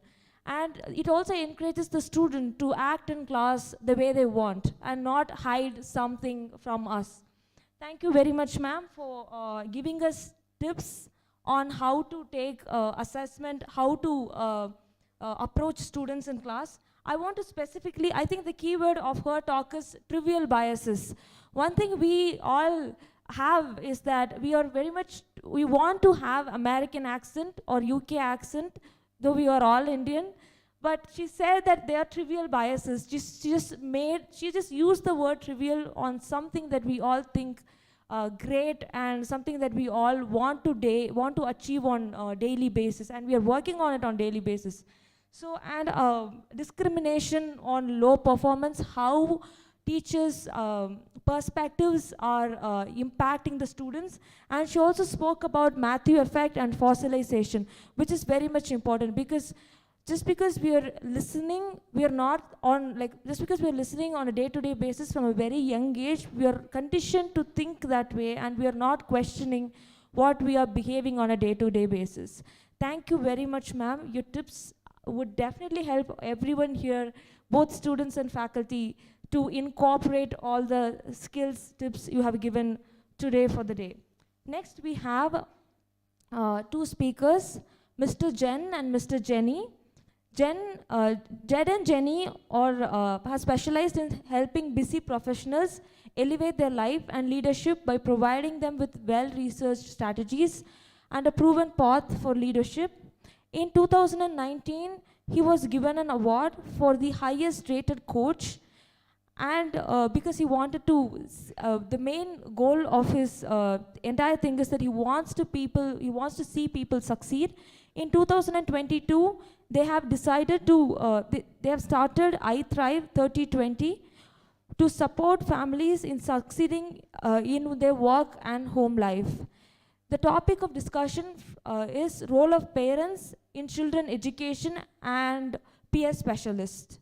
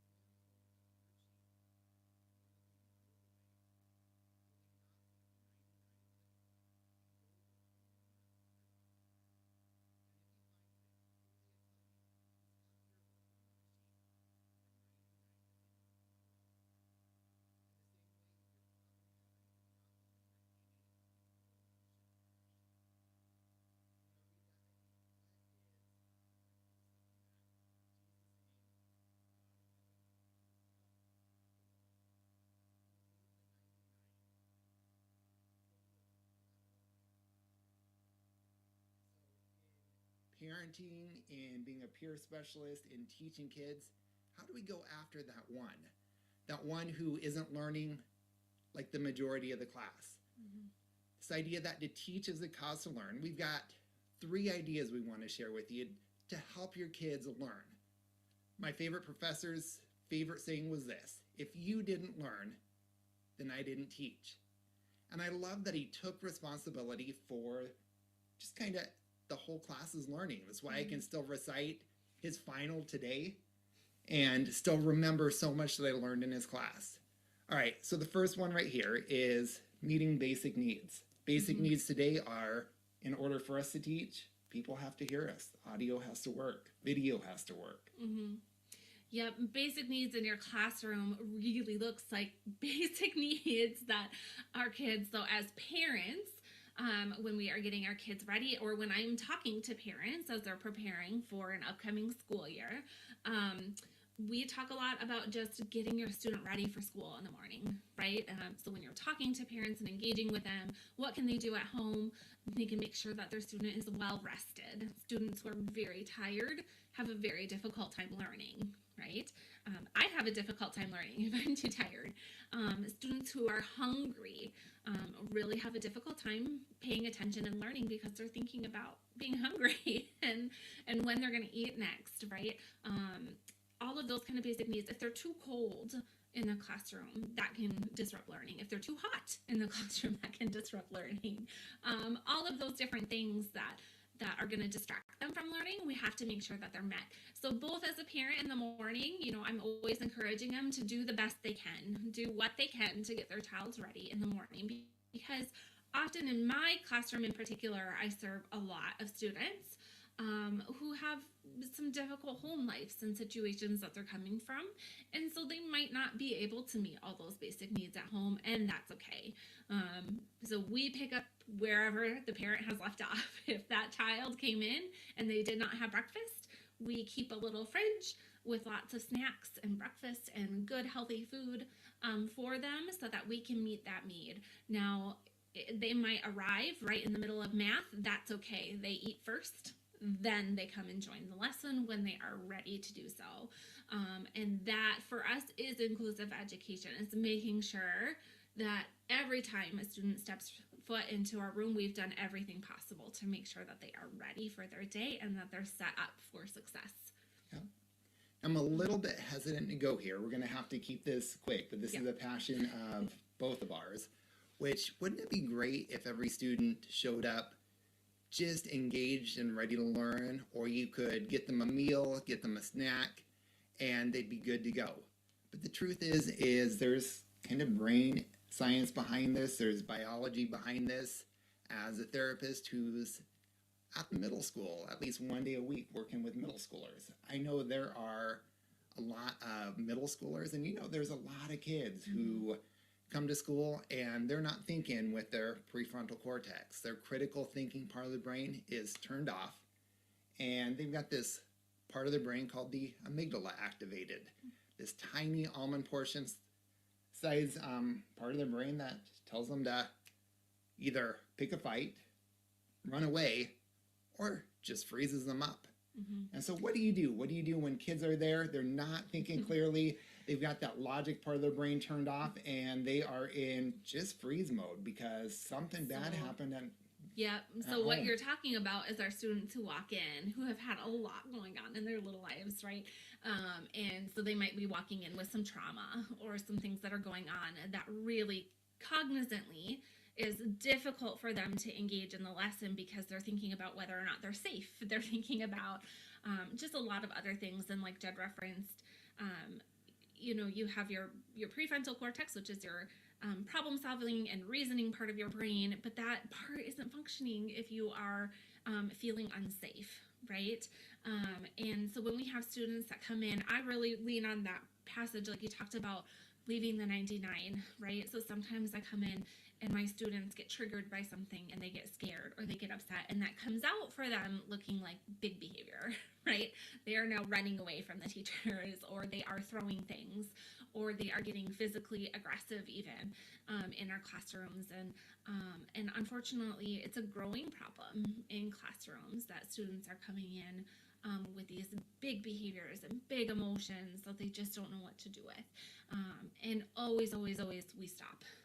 From today, just to kind of wrap it all up, it's not a magic wand, but tools. One is that idea of to teach is a cause to learn. So as a parent, how do I help my child learn the most? As a teacher, how do I include all of them? How do I go after that one who's wandered off and teach in such a way that that one's going to learn too? So idea one, meet their basic needs, make sure they're getting rest, make sure they're well fed, make sure this is functioning, even by slowing down their heart rate, having them do that deep breathing, refocus. Idea number two, improve the moment. So I love your first this, then this. Something that takes something hard, kind of takes the edge off so they can power through. Idea number three is if something's not going well, it's okay to hit that reset button. It's okay to do a plot twist. If you're a parent and homework time's not working, maybe they need 10 minutes to run around outside. Or maybe it's a let's break, do dinner, and then come back and try again after dinner. Guys, thank you for letting us present today. We are thrilled to give you these ideas for inclusive education, and it's been an honor to be a part of this conference. Yes, thank you so much.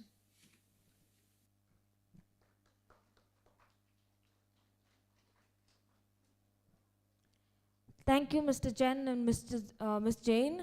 You have insisted on how it's important to meet the basic needs of the children or the students in both classroom and home space, because like what generally happens is we are able to meet the standards or the basic needs of the student in classroom space, but in the home environment, it is the parents are struggling to meet that basic necessities of the kids, which in turn affects the students in the educational space as well. Thank you for bringing that up. Next, we have Mr. G. Karthikeyan. He is the founder of Srishti Foundation. He's a psychologist. He has spent 15 years of his life working in an inclusive orphanage where disabled and non-disabled children lived and grew up together. On completion of his studies, Karthik returned to the same orphanage to serve as a director for more than 9 years. He is determined to make people aware of their capabilities. Over to you, sir. Oh, thank you.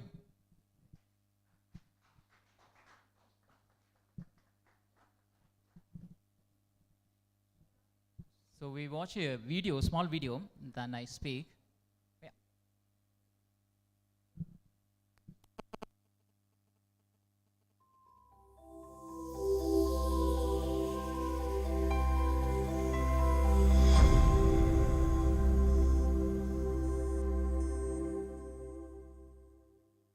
The main intention to create SST Foundation is to create an inclusive, self-sustaining and eco-friendly community for the people with intellectual and developmental disability, where they can live, learn, work, generate income and become independent in their life. And we are using organic farming as a tool to empowering them. Srishti is a non-profit organization that works towards improving the lives of people with intellectual and developmental disabilities. Srishti uses a combination of education, life skills training, and agriculture to help people who are faced with exclusion, neglect, and many other disadvantages that limit their effective participation in mainstream society. அவங்க skills and டேலண்ட்ஸை எப்படி வெளியே எடுத்துகிட்டு வர முடியும், வெளியே எடுத்துகிட்டு வந்த skills and டேலண்ட்ஸ்க்கு build பண்ணுறதுக்கான ஒரு ட்ரைனிங் யூனிட்டும் இங்கே இருக்குது. ப்ளஸ் அடிஷ்னலாக இது வந்து ஒரு ஈகோ ஃப்ரெண்ட்லியான ஒரு வில்லேஜ், நேச்சரோட நல்ல ஒரு கனெக்ஷன் ஆகுங்க. யோகா, மெடிடேஷன் போன்ற ஒரு ஹோலிஸ்டிக்கான ஒரு லைஃப் ஸ்டைலை நம்மளுடைய கம்யூனிட்டி மெம்பர்ஸ் வந்து லீட் பண்ணுறாங்க. கம்யூனிட்டி மெம்பர்ஸ் ஒரு 3 years ஆஃப் ஜேர்னியில் அவங்க ஒரு ஜாபோட அவங்களுடைய லைஃப் வந்து லீட் பண்ணுறதுக்கான ஒரு சப்போர்ட் சிஸ்டமாக தான் Srishti வில்லேஜில் நான் உங்களுக்கு உருவாக்குறேன். The community members in Srishti practice as a part of their routine, where they learn to work in an eco-farm. Farming is used as a therapeutic method that not only helps to develop their motor skills and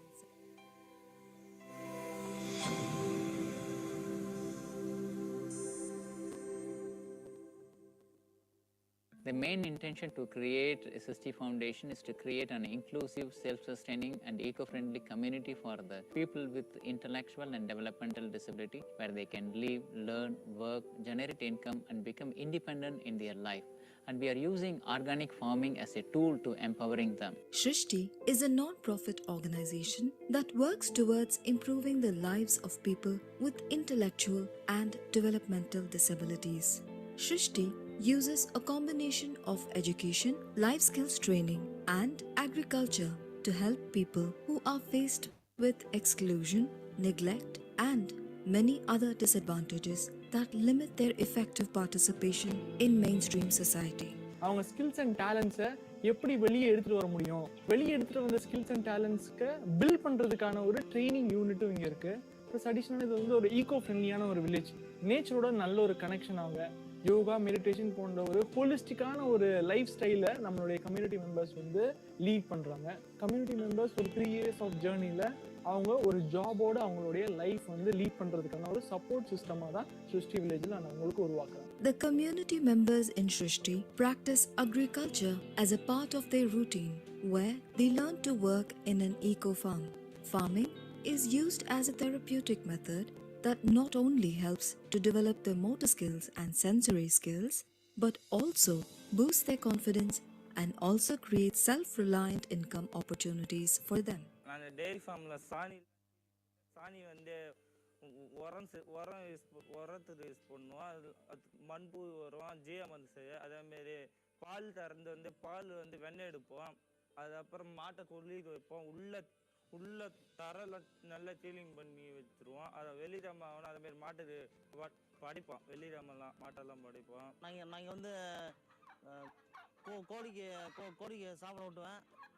அந்த ஃப்ரெண்ட்ஸுங்களோட பேசிகிட்டு இருப்பேன். அப்புறம் சாயங்காலம் dance ஆடிட்டு இருப்பேன். அப்புறம் night வந்து மீட்டிங்கில் வந்துட்டு இந்த கோழி நான் என்ன பண்ணேன், என்னென்ன செய்வேன், அதை பேசிகிட்டு இருப்பேன். இந்த பசங்களை வந்து அவங்க அம்மா அப்பா இருக்கிற வரைக்கும் பார்ப்பாங்க. அதுக்கப்புறம் அவங்களோட வாழ்க்கை எப்படி மாறுதுன்னா கேள்விக்குறியாக இருக்கும். ஆனால் வந்து இந்த மாதிரி நாங்கள் ட்ரைனிங் கொடுக்கும்போது இந்த பசங்க வந்து இவங்களே பார்த்துட்டு இவங்க லைஃப்பை இவங்களாலே மூவ் பண்ண முடியும். ரெண்டாவது வந்து இவங்க வந்து மற்றவங்களுக்கும் அதிகமாக ஹெல்ப் பண்ண முடியும். அந்த மாதிரி ஒரு ட்ரைனிங் தான் நாங்கள் சிஸ்டியில் கொடுத்துட்ருக்கோம். கோழிக்கூட்டில் வந்து பெருக்குவோம், பெருக்கிட்டு சாப்பாடு வைப்பான், அப்புறம் தண்ணி வைப்பான், அதுக்கப்புறம் தவிடு வைப்பான். இங்கே ட்ரைனிங் எடுத்துகிட்டு வெளியே போய் கோழி பண்ண வைக்கணும்னு வெளியே போய் சம்பாதிக்கணும்னு ஆசைப்பட்றேன். The Shrishti Special School for Children and Adults serves as an early intervention center with a multidisciplinary approach. Sixty சிறப்பு பள்ளியில் வந்து பார்த்தீங்கன்னா அந்த 15 வயசுக்கு கீழே இருக்கிற குழந்தைகளுக்கு வந்து சிறப்பு கல்வி கொடுக்குறோம், பிசியோதெரப்பி கொடுக்குறோம், பேச்சு கொடுக்குறோம். அது இல்லாமல் யோகாசனம், அது இல்லாமல் பேரண்டல் கவுன்சிலிங் கொடுத்துட்ருக்குறோம். 18 வயசுக்கு மேலே இருக்கிற குழந்தைங்களுக்கு இண்டிபெண்ட் லிவிங் ஸ்கில்லில் வந்து ரொம்ப இம்பார்ட்டண்ட்டாக பயிற்சி கொடுக்கணுன்றத நோக்கத்தை வச்சு தான் இந்த சிருஷ்டி வில்லேஜ் உருவாக்கப்பட்டது. இந்த குழந்தைங்களை இங்கேயே நாங்கள் தங்க வச்சு இந்த குழந்தைங்களுக்கு தேவையான டெய்லி லிவிங் ஸ்கில், அவங்களே குளிக்கிறது, அவங்களே ட்ரெஸ் போடுறது, அவங்களே சாப்பிட்றது, அவங்க வீட்டை அவங்களே பாதுகாக்கிறது, அவங்களுடைய பொருட்களை அவங்களே பாதுகாப்பாக வச்சுக்கிற வரைக்கும் இங்கே நாங்கள் பயிற்சி கொடுக்குறோம். எங்கள் பிள்ளை இங்கே இருக்கிற வரைக்கும் சாப்பிட மாட்டான், பைத்தியக்கார மாரி சுற்றுவான். சில சமயம் நம்ம சொல் பேச்சு கேட்பான், சில சமயம் நீ என்ன சொல்கிறது நான் சொல்கிறது என் தேய்த்து போட்டு உடைப்பான், சாப்பிட மாட்டான், அடிப்பான். அப்படிலாம் சில இதில் இருந்தான். இப்போ அங்கே சேர்த்த பிற்பாடு அங்கே தான் அவங்க வீடுன்னு அவனும் சொல்கிறான். நாங்களும் எங்கள் பிள்ளைய அவங்க தான் அப்பா அம்மா அண்ணன் தம்பி ஜாதி ஜனம் எல்லாமே அவங்க தான் நினச்சி விட்றோம், நல்லா இருக்கிறான். At Shrishti, marginalized individuals are given the opportunity to learn, grow and become independent. ஒரு பசங்களையும் வளர்ச்சி ஆக்கி தேர்ச்சி ஆக்கி ஏதாவது ஒரு வேலைக்கு போகிற மாதிரி ரெடி பண்ணி அனுப்பிக்கிறாங்க. அதெல்லாம் நல்ல முன்னேற்றம் பண்ணுறாங்க. So we want to replicate this model globally, and currently we are also doing a research how this model can be replicated in any part of the world. That's our ultimate aim and we are working towards it. In Shrishti, it is all about being kind, and it is one eco-friendly village which is inclusive and embracing.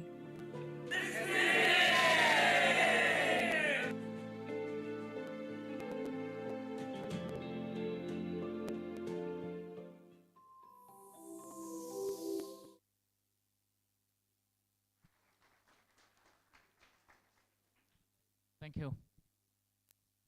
Thank you. I think thanks to Kodaikanal Christian College for this great opportunity to share, and especially, of course, from this morning onwards, we were talking about the inclusive education. Of course, after education, what? That is the biggest part. If the child is entered into the school, they get the special education. Next, what? We have a picture. Can you show the picture? Yeah. You got it?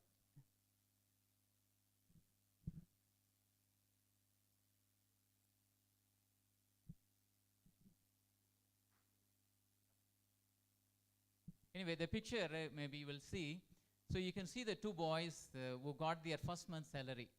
I think some of the professors and some people who are here who got your first salary. How you felt when you got your first salary?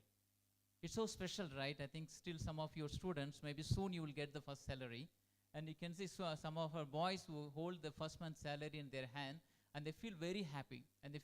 And one of the boy, he said, I feel so independent. I'm very proud who got my first month's salary. And one of the boy, his name is Siva.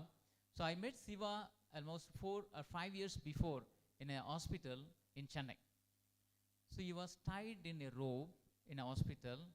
The doctor given a sedative. He was on the bed.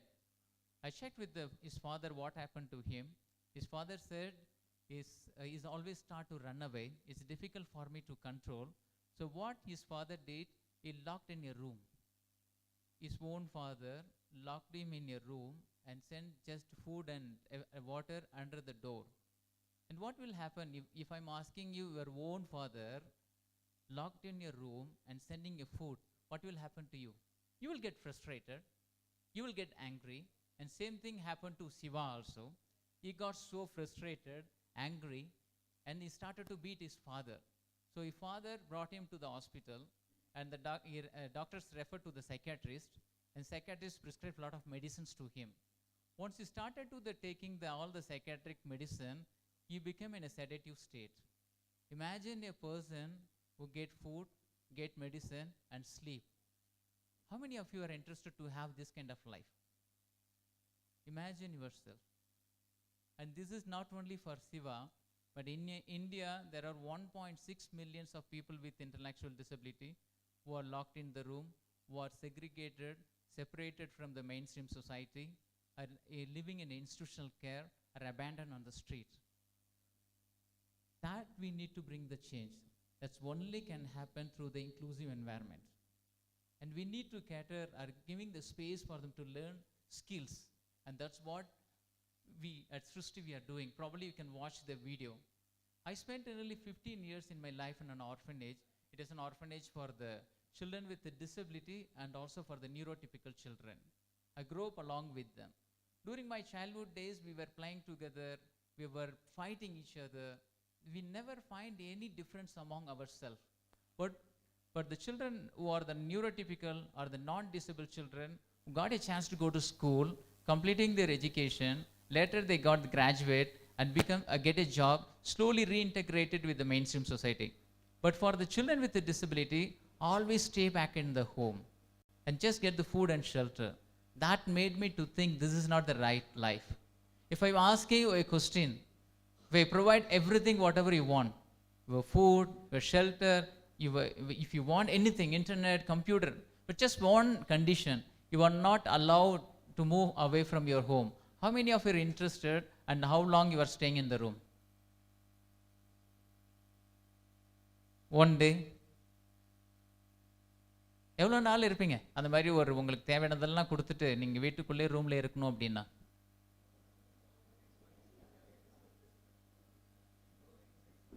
Maximum week, இல்லை? But imagine these people who are admitted in institutional care and stay forever. Not just one day or 2 days, but the whole life they are spending in the institutional care. And definitely we need to bring them out from the institutional care. So that's why we started the Srishti with a vision where they can live, learn, work, generate income, and lead an independent and dignified life. And I have the people in front of you. I know how many minutes I have, but you can see if you provide an inclusive environment, if you provide the learning, the environment should favorable for the learning, what the wonder can happen. I call 4 of my members who are here actually. Ajit, Kaliappan, Parani, Madhavan, please come.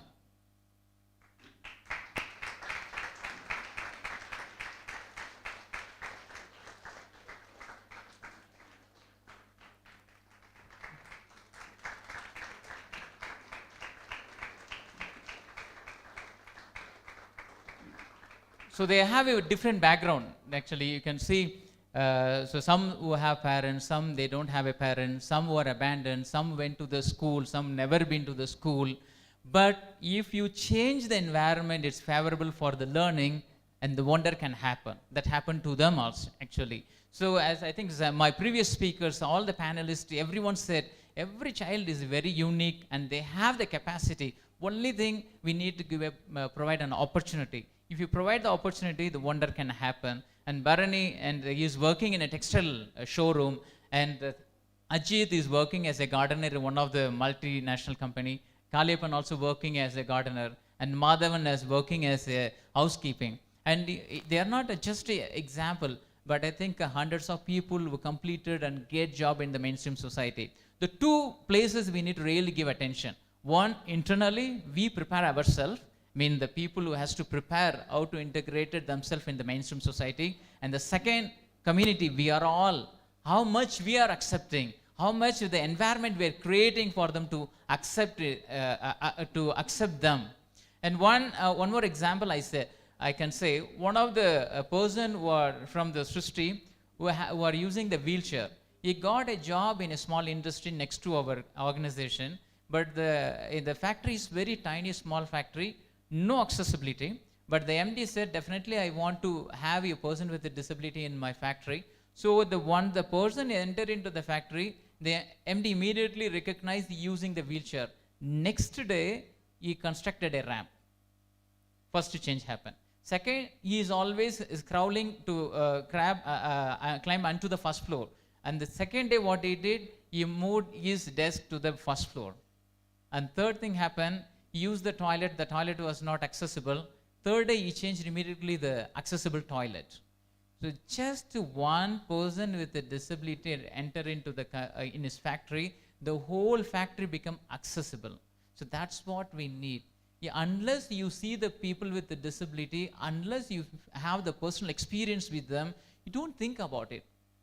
People are ready, but we need to bring them out actually. We need to create a space. And from the morning onwards, we were talking about the inclusive education. If you have done properly, and this will happen. Hello என் பேர் D பாரதிதாரன். நான் சென்னை சிட்டியில் வேலை செய்கிறேன். வேலை செய்ய தங்கச்சிக்கு புடவை வாங்கி கொடுப்பேன்.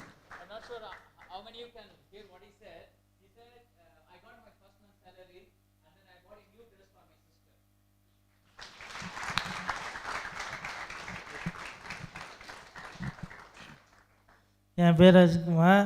நான் ஈதன் கம்பெனியில் கார்டனராக ஒர்க் பண்ணுறேன். நான் சிசியில் இருக்கும்போது டைரி ஃபார்ம் கற்றுக்கினேன், கோழி பண்ணை கற்றுக்கினேன், விவசாயம் உடம்பு போகிறதுக்கு கற்றுக்கினேன். வெளி உலகத்தெல்லாம் நல்லா லைஃப்பில் வீட்டுக்கு போய் எங்கள் அண்ணன் பையனுக்கும் எங்கள் அக்கா பொண்ணுக்கும் துணி எடுத்து தான். என் பேர் காளியப்பன். நான் சிஸ்டியில் இருக்கும்போது கார்டனில் என்னென்னதோ அனைத்தையும் கற்றுக்கின்னு, அதேமாரி டெய்ரி ஃபார்ம்லேயும் என்னென்னதோ அனைத்தையும் கற்றுக்கிட்டு இப்போ போய் வெளியே போய் சமைச்சு இப்போ எங்கள் அப்பா அம்மாவை நல்லா பார்த்துக்கிறேன். இப்போ எங்கள் அப்பா அம்மா ரொம்ப சந்தோஷமாக இருக்கிறாங்க. அனைவருக்கும் வணக்கம். என் பேர் மாதவன். நான் tea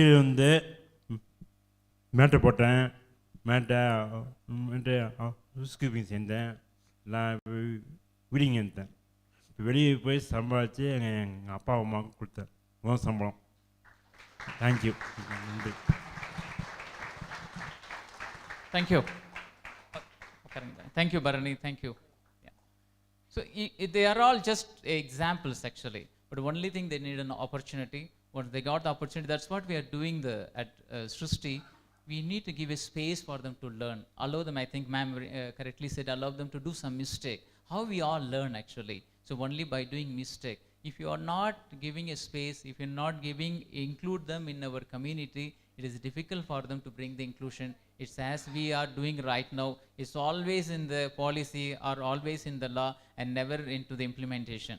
Only we can do the implementation by the people giving the opportunity for them get into the enrolled in the school or make them to be more accessible, and the curriculum should not be the rigid. I think when you enter into this history, it's more flexible. It is always individual need based curriculum. I'm not sure if we can able to bring this kind of changes in the mainstream schools, but at least if you allow them a child with a disability in the mainstream school, peer education do the wonder. And as one of the boy actually is a child with a special needs, to buttoning skill, I know it's very simple. You just put the button, it's very simple skill. For him is the biggest Himalaya challenge, but learn how to do buttoning his shirt.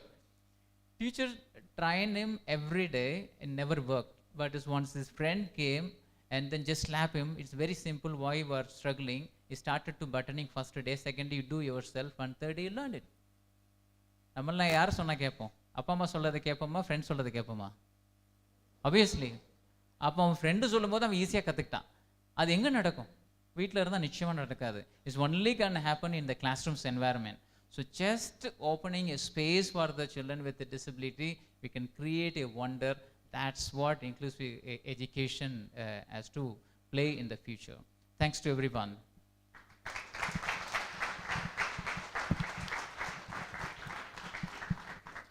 Thank you, Karthikeyan sir. One thing that when I saw the video, one thing that I was thinking is like, what would this society be like without any exclusion and differences that is actually existing? What would this society be like with all the inclusiveness that we are talking like from the day, like from the very beginning of the day? You showed us the model, what it would be actually like. And I think it's always said that one little change will ripple the entire ocean. That's what the entire video showed us. I think we can implement and we can follow the same model that what you are doing in the society and see the changes happening. And also it also made me realize that where are we going wrong? What is that one thing that we are doing differently that is creating indifferences in the society is that we are conditioned by the biases, as Christina ma'am said, and we are not being considerate. We are unable to come out of that conditioning. But what Karthikeyan sir has said, that he has questioned that condition. He has questioned all the indifferences that we have imbibed within us and has created a society and has created a small society by which we can follow and implement in the entire country, and that will definitely change the entire world. Thank you very much, Karthikeyan sir. Next panel discussion member is Dr. Ramakrishnan. The topic of discussion is LGBTIQ plus communities and inclusive education. Dr. L. Ramakrishnan is a public health professional and vice president of SATI. He earned his doctorate in 2000 from the University of Texas, and he has worked in health in human rights non-profit setting in US and India. As of 2018, his portfolio includes support to the Maitri Digital Health Initiative to support LGBTIQA plus inclusion program that empowers access the entire community. He has previously led programs on mainstreaming and decentralizing of HIV and AIDS services. Let's hear from him.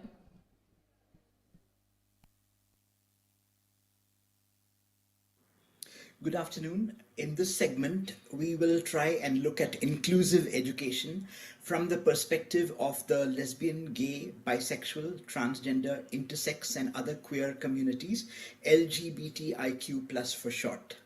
I'm Dr. Ramakrishnan, a public health professional by practice, and I work with SATI, an NGO that was initially founded in 2000 that has been working over the years for stigma-free access to health, legal services, education, employment and livelihood, as well as social protection for a variety of marginalized communities, including people living with HIV, the LGBTIQ+ communities, prisoners, women and children in rural areas, etc.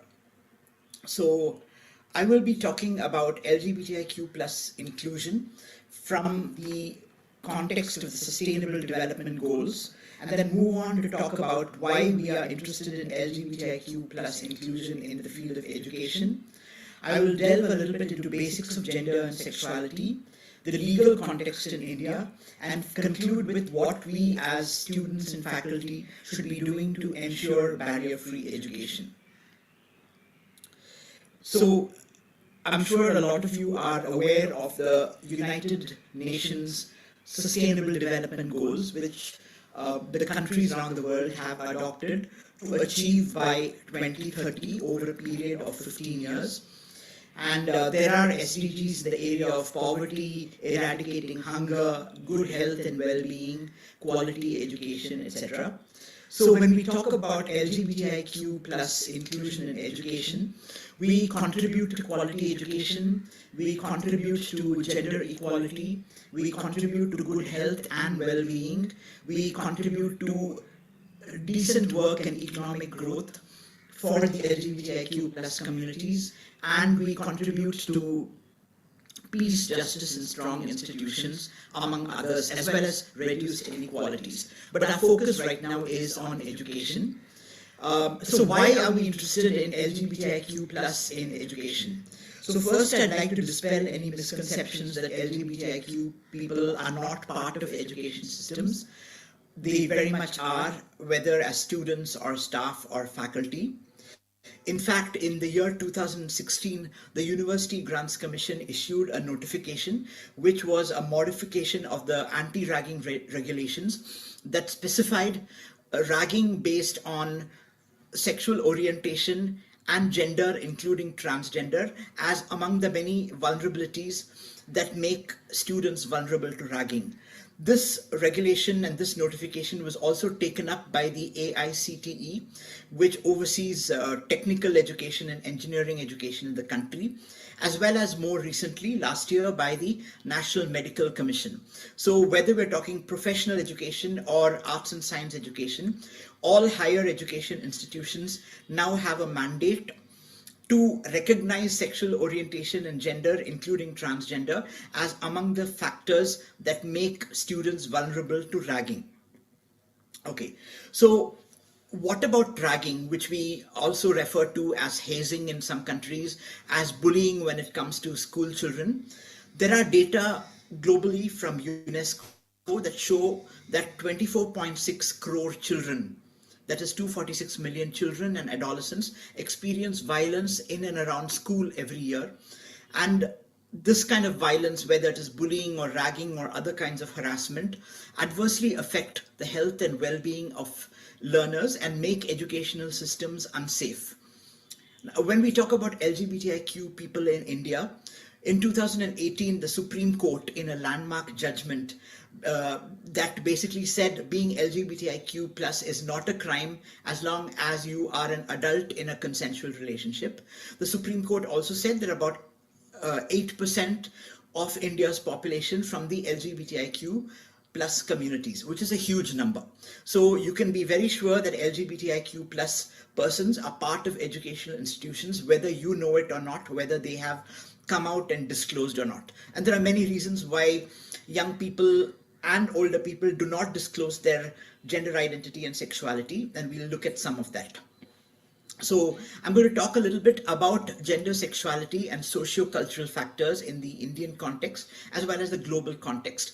The UN system has also coined the term SOGIESC, where SO is sexual orientation, GIE is gender identity and expression, SC is sex characteristics. So these are the different components of an individual that include LGBTIQ plus when we are referring to marginalized individuals. So if you talk about sexual orientation, for example, this is whom one is attracted to. The mainstream sexual orientation is what we call heterosexual orientation, where a woman is attracted to a man and a man to a woman. But the marginalized sexual orientations are where people are attracted to the same gender or to multiple genders. So if we talk about sexual orientation, along with sexual behavior and sexual identity, it goes to make up sexuality. And there are many terms describing sexuality. Gay, for example, is an identity corresponding to people who are primarily attracted to the same gender. So, for example, men attracted primarily to other men, women attracted primarily to other women, though the term lesbian is probably more commonly encountered when we talk about women attracted to other women. Bisexual refers to people who are significantly attracted to more than one gender. Pansexual refers to individuals who are attracted to other individuals independent of what their gender is. Asexuality is an orientation referring to people who do not have sexual attraction to other people. And queer is sort of an umbrella term. It used to be a derogatory term, but now it's an umbrella term for everybody who fits, does not fit in the binary heterosexual paradigm. So anyone who's not exclusively attracted to the other gender, and or someone who is not exclusively identified as male, even though that is the gender they were assigned based on their sex. So all these refer to different aspects of sexuality, sexual orientation being a component of that, which is talking about attraction. Now, if we talk about gender and gender identity, we all understand gender as a social construct and sex as a biological construct, and this is what you learn often in the social sciences. But there are aspects of gender that are not social, that are actually internal to an individual. And we refer to that as gender identity.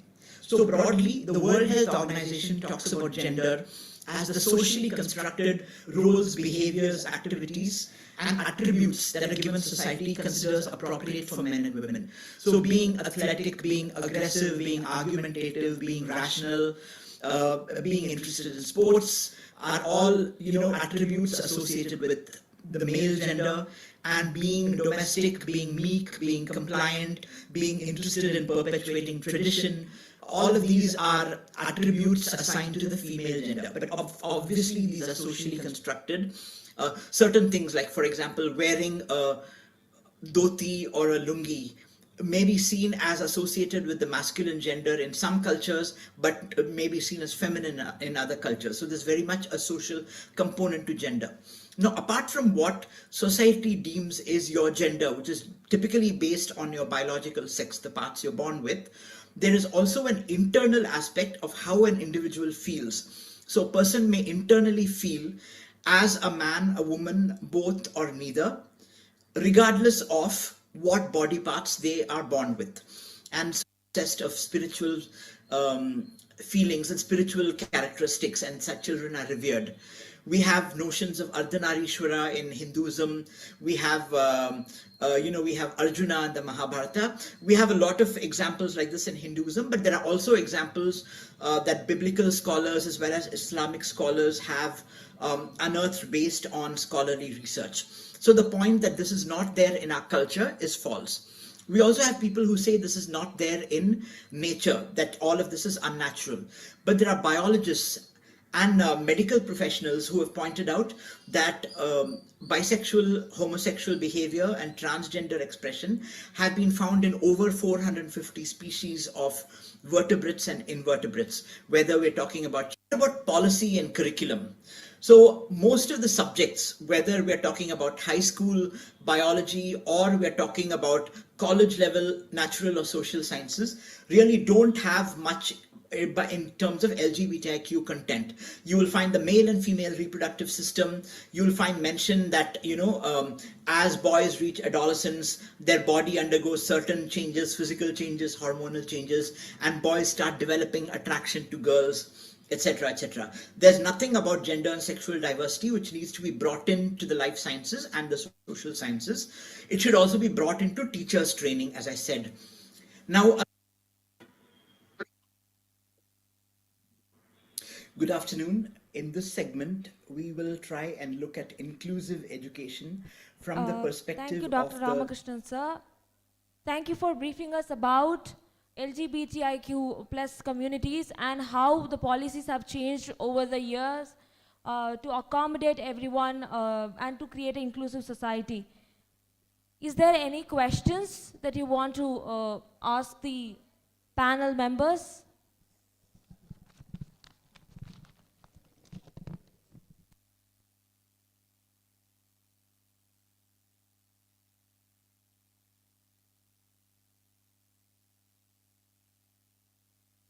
panel discussion was really very informative, and brainstorming, we have got comprehensive ideology on various aspects of inclusive education.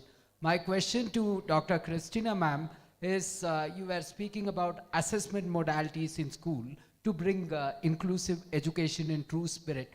But I wanted to ask you, in higher educational, inclusive educational environment, especially in autonomous bodies, what innovative evaluation strategies can be adopted to suit the diverse learning needs of the students? Usually in colleges, whether it's the curriculum or the assignments, we make sure that it goes from assignments on 3 categories. Okay, those that slow learners will be able to address, average and above average. Also, what we do is we give the rubric for the evaluation, which follows a range of around 5 rubrics, wherein students will be able to achieve all of them. And all those 5 rubrics will address all the 3 cadres of learners. And the assignments that you give, the topics, we give them a range. We don't give them one topic, we give them a range of it. However, they will meet the learning objective. But the assignments will be different, wherein they can make a choice based on their capability, their interest. They will make a choice of it and they will achieve it.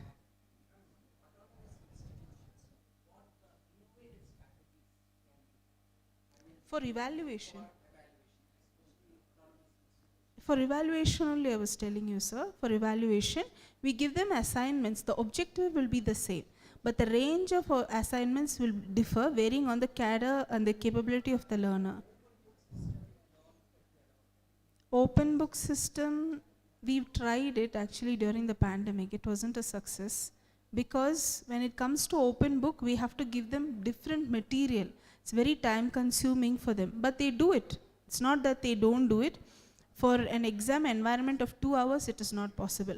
If we have 3 or 4 hours, we can give them new material to read and we can ask them to answer. Because when you look at open book policy, we can't give them the same text that we taught. So we have to come up with new material, and it takes children time to read and understand. But it is followed. For example, in Central University, some professors follow it, but they have the luxury of time. We don't have the luxury of time. Thank you very much, Dr. Christine ma'am. As we are running short of time, you can ask the questions to the panel members and they are available till evening. If you have any specific questions to the video presenters, you can drop the questions to us and we will communicate about it later to you. And before we wrap up, I have an announcement. I request paper presenters to check out the venue for paper presentation. The details are on the notice board outside the Abraham Hall. I repeat, I request the paper presenters to check out the venue for paper presentation. The details are in the notice board outside the Abraham Hall. Thank you.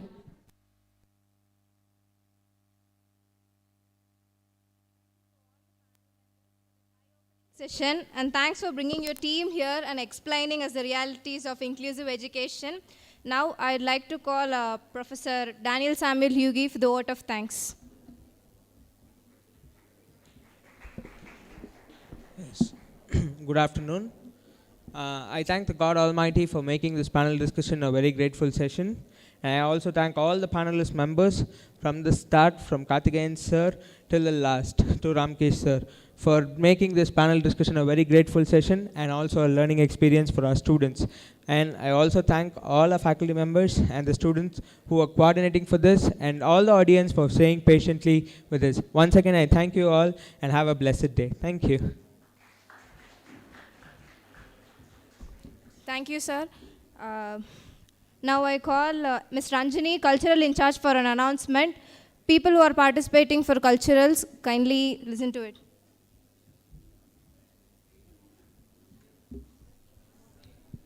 Good afternoon, everybody. This is an announcement regarding the cultural events. I request everyone to assemble back by 2:15 p.m. for the culturals and also the paper presentation. I repeat, I request everyone to assemble back by 2:15 for the cultural events and the paper presentation. Thank you.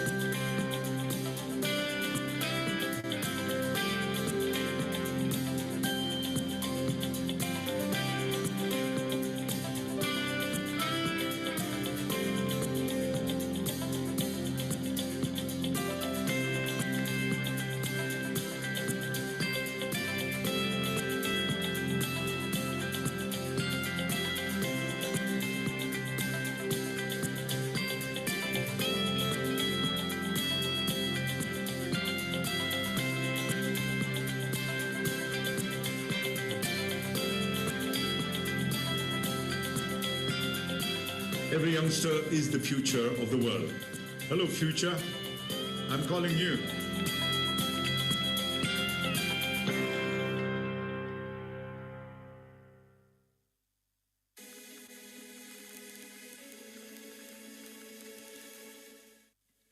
Hey everyone, we're Jed and Jenny Dushenko, and we're thrilled to be speaking at your upcoming conference on inclusive education.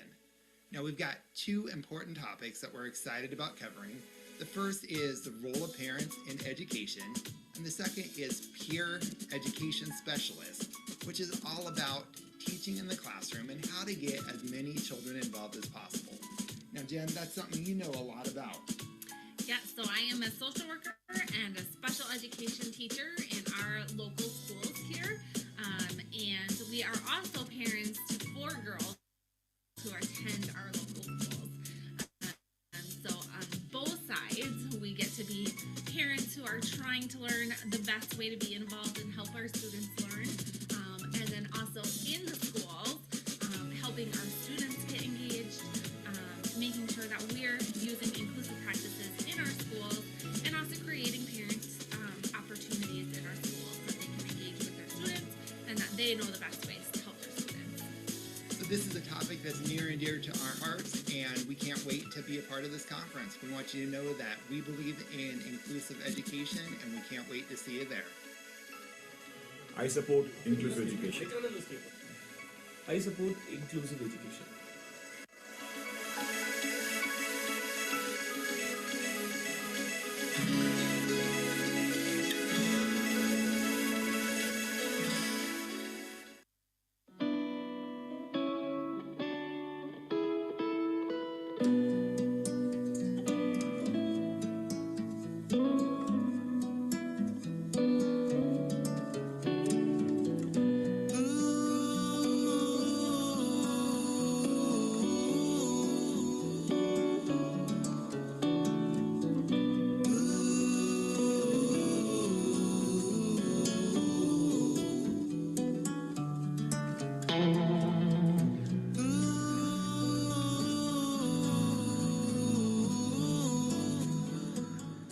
Around the world, children are excluded from schools where they belong because of disability, race, language, religion, gender, and poverty. Every child has the right to be supported by their parents and community to grow, learn, and develop in the early years, and upon reaching school age, to go to school and be welcomed by teachers and peers alike. When all children, regardless of their differences, are educated together, everyone benefits. This is the basis of inclusive education. I support inclusive education. I support inclusive education. We support inclusive education. I support inclusive education.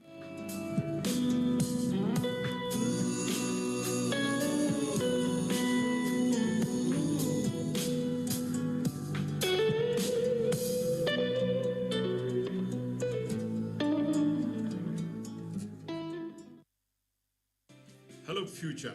I'm calling you the future, and know your future and move on.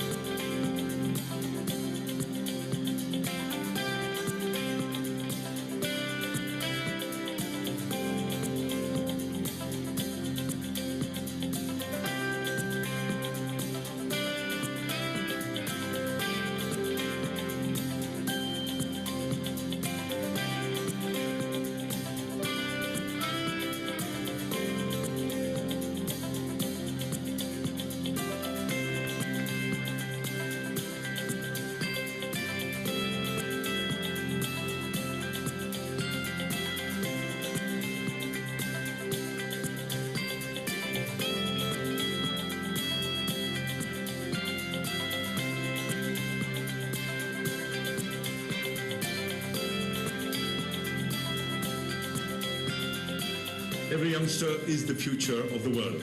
Hello, future. I'm calling you.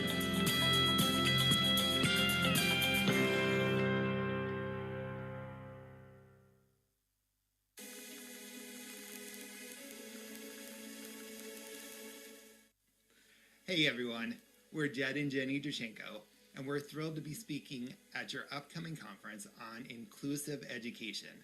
Now we've got two important topics that we're excited about covering. The first is the role of parents in education, and the second is peer education specialist, which is all about teaching in the classroom and how to get as many children involved as possible. Now Jen, that's something you know a lot about. Yeah, so I am a social worker and a special education teacher in our local schools here. And we are also parents to 4 girls who attend our local schools. So on both sides, we get to be parents who are trying to learn the best way to be involved and help our students learn. And then also in the schools, helping our students get engaged, making sure that we're using inclusive practices in our schools, and also creating parents opportunities in our schools that they can engage with their students and that they know the best ways to help their students. So this is a topic that's near and dear to our hearts, and we can't wait to be a part of this conference. We want you to know that we believe in inclusive education, and we can't wait to see you there. I support inclusive education. I support inclusive education.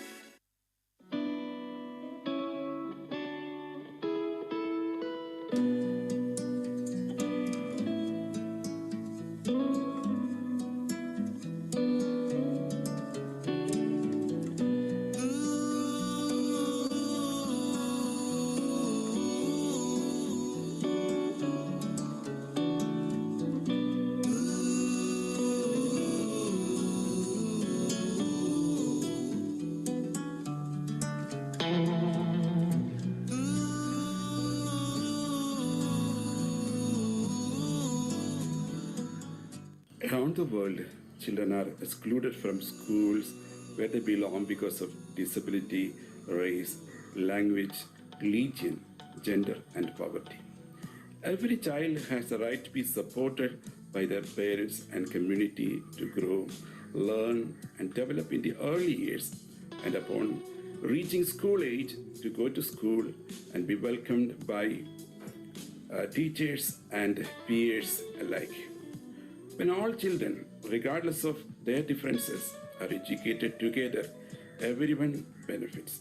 This is the basis of inclusive education. I support inclusive education. I support inclusive education. We support inclusive education. I support inclusive education.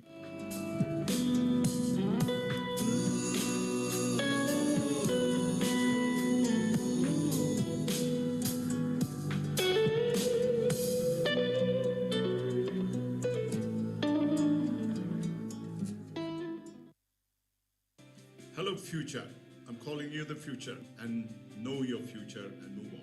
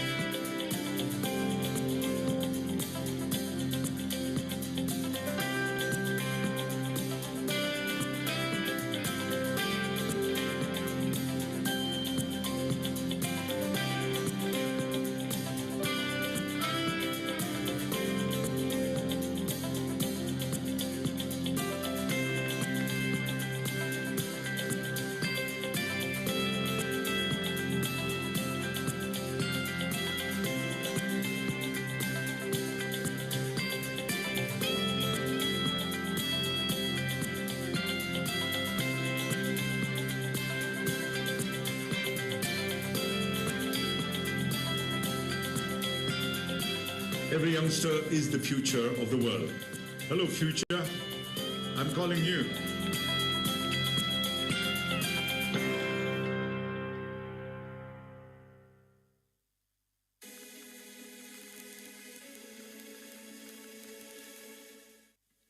Hey everyone, we're Jed and Jenny Dushenko, and we're thrilled to be speaking at your upcoming conference on inclusive education. Now we've got two important topics that we're excited about covering. The first is the role of parents in education, and the second is peer education specialist, which is all about teaching in the classroom and how to get as many children involved as possible. Now Jen, that's something you know a lot about. Yeah, so I am a social worker and a special education teacher in our local schools here.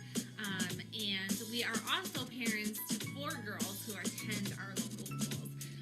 So on both sides, we get to be parents who are trying to learn the best way to be involved and help our students learn. And then also in the schools, helping our students get engaged, making sure that we're using inclusive practices in our schools, and also creating parent opportunities in our schools that they can engage with their students and that they know the best ways to help their students. So this is a topic that's near and dear to our hearts, and we can't wait to be a part of this conference. We want you to know that we believe in inclusive education, and we can't wait to see you there. I support inclusive education. I support inclusive education.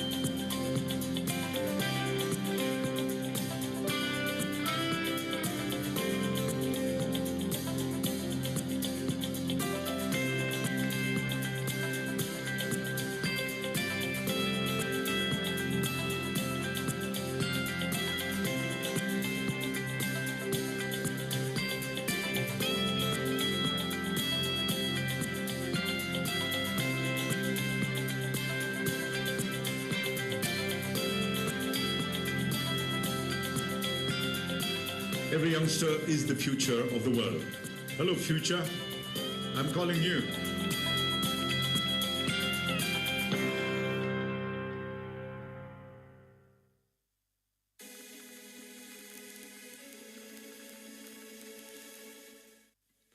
Hey everyone, we're Jed and Jenny Dushenko, and we're thrilled to be speaking at your upcoming conference on inclusive education. Now we've got two important topics that we're excited about covering. The first is the role of parents in education, and the second is peer education specialist, which is all about teaching in the classroom and how to get as many children involved as possible. Now Jen, that's something you know a lot about. Yeah, so I am a social worker and a special education teacher in our local schools here. And we are also parents to 4 girls who attend our local schools. So on both sides, we get to be parents who are trying to learn the best way to be involved and help our students learn. And then also in the schools, helping our students get engaged, making sure that we're using inclusive practices in our schools, and also creating parent opportunities in our schools that they can engage with their students and that they know the best ways to help their students. So this is a topic that's near and dear to our hearts, and we can't wait to be a part of this conference. We want you to know that we believe in inclusive education, and we can't wait to see you there. I support inclusive education. I support inclusive education.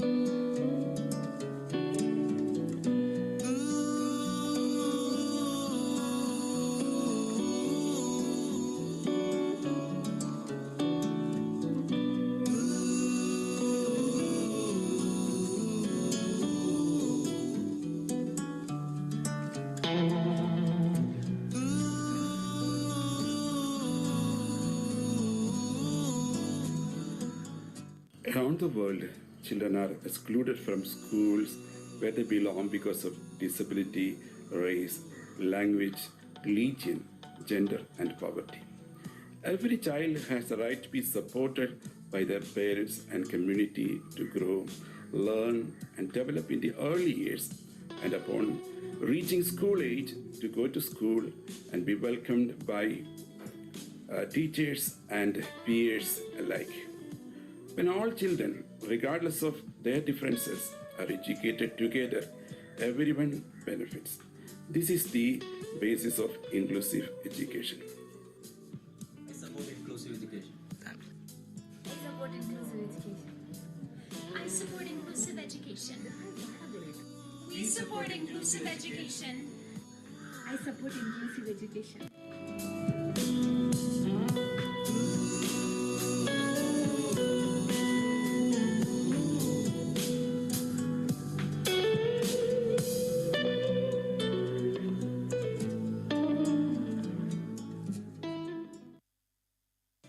Hello, future. I'm calling you the future, and know your future and move on.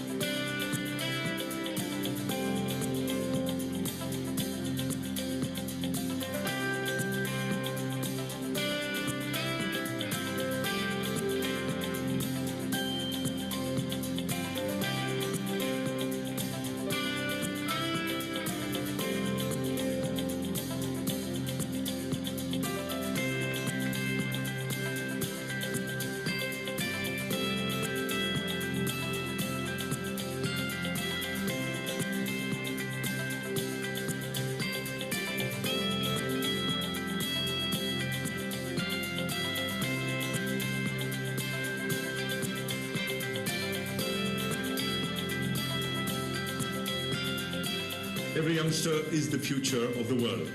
Hello, future. I'm calling you.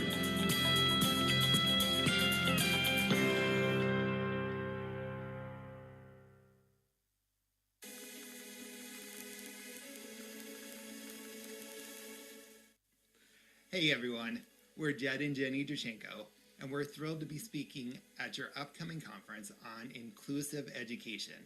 Now we've got two important topics that we're excited about covering. The first is the role of parents in education, and the second is peer education specialist, which is all about teaching in the classroom and how to get as many children involved as possible. Now Jen, that's something you know a lot about. Yeah, so I am a social worker and a special education teacher in our local schools here. And we are also parents to 4 girls who attend our local schools. So on both sides, we get to be parents who are trying to learn the best way to be involved and help our students learn. And then also in the schools, helping our students get engaged, making sure that we're using inclusive practices in our schools, and also creating parent opportunities in our schools so that they can engage with their students and that they know the best ways to help their students. So this is a topic that's near and dear to our hearts, and we can't wait to be a part of this conference. We want you to know that we believe in inclusive education, and we can't wait to see you there. I support inclusive education. I support inclusive education.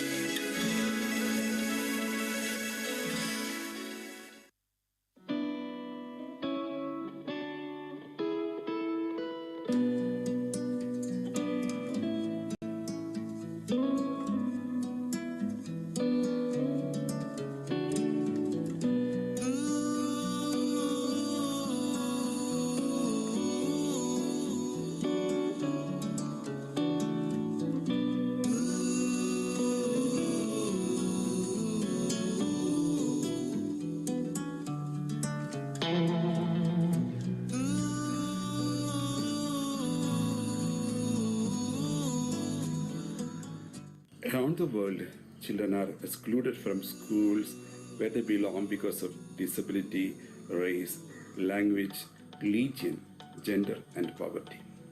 Every child has the right to be supported by their parents and community to grow, learn, and develop in the early years, and upon reaching school age, to go to school and be welcomed by teachers and peers alike. When all children, regardless of their differences, are educated together, everyone benefits. This is the basis of inclusive education. I support inclusive education. I support inclusive education. We support inclusive education. I support inclusive education.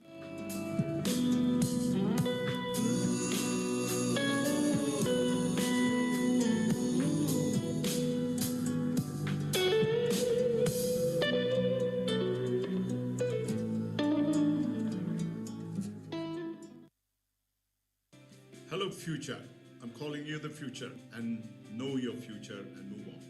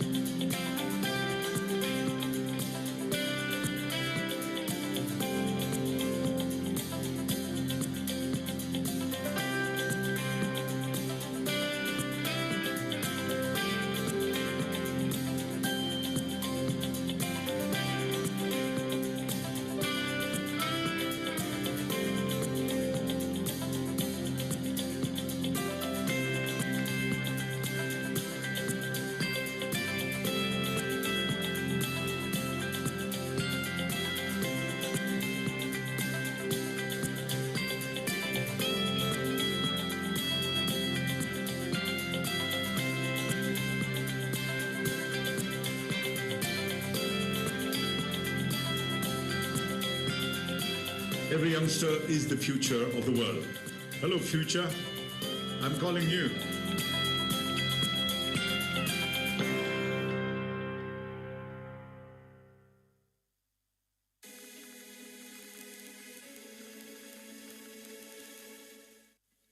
Hey everyone, we're Jed and Jenny Dushenko, and we're thrilled to be speaking at your upcoming conference on inclusive education.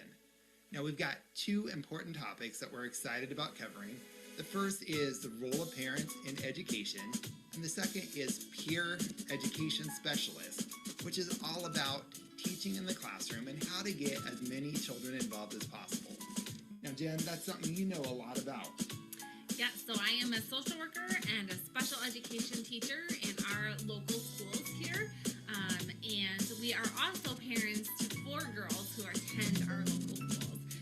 So on both sides, we get to be parents who are trying to learn the best way to be involved and help our students learn.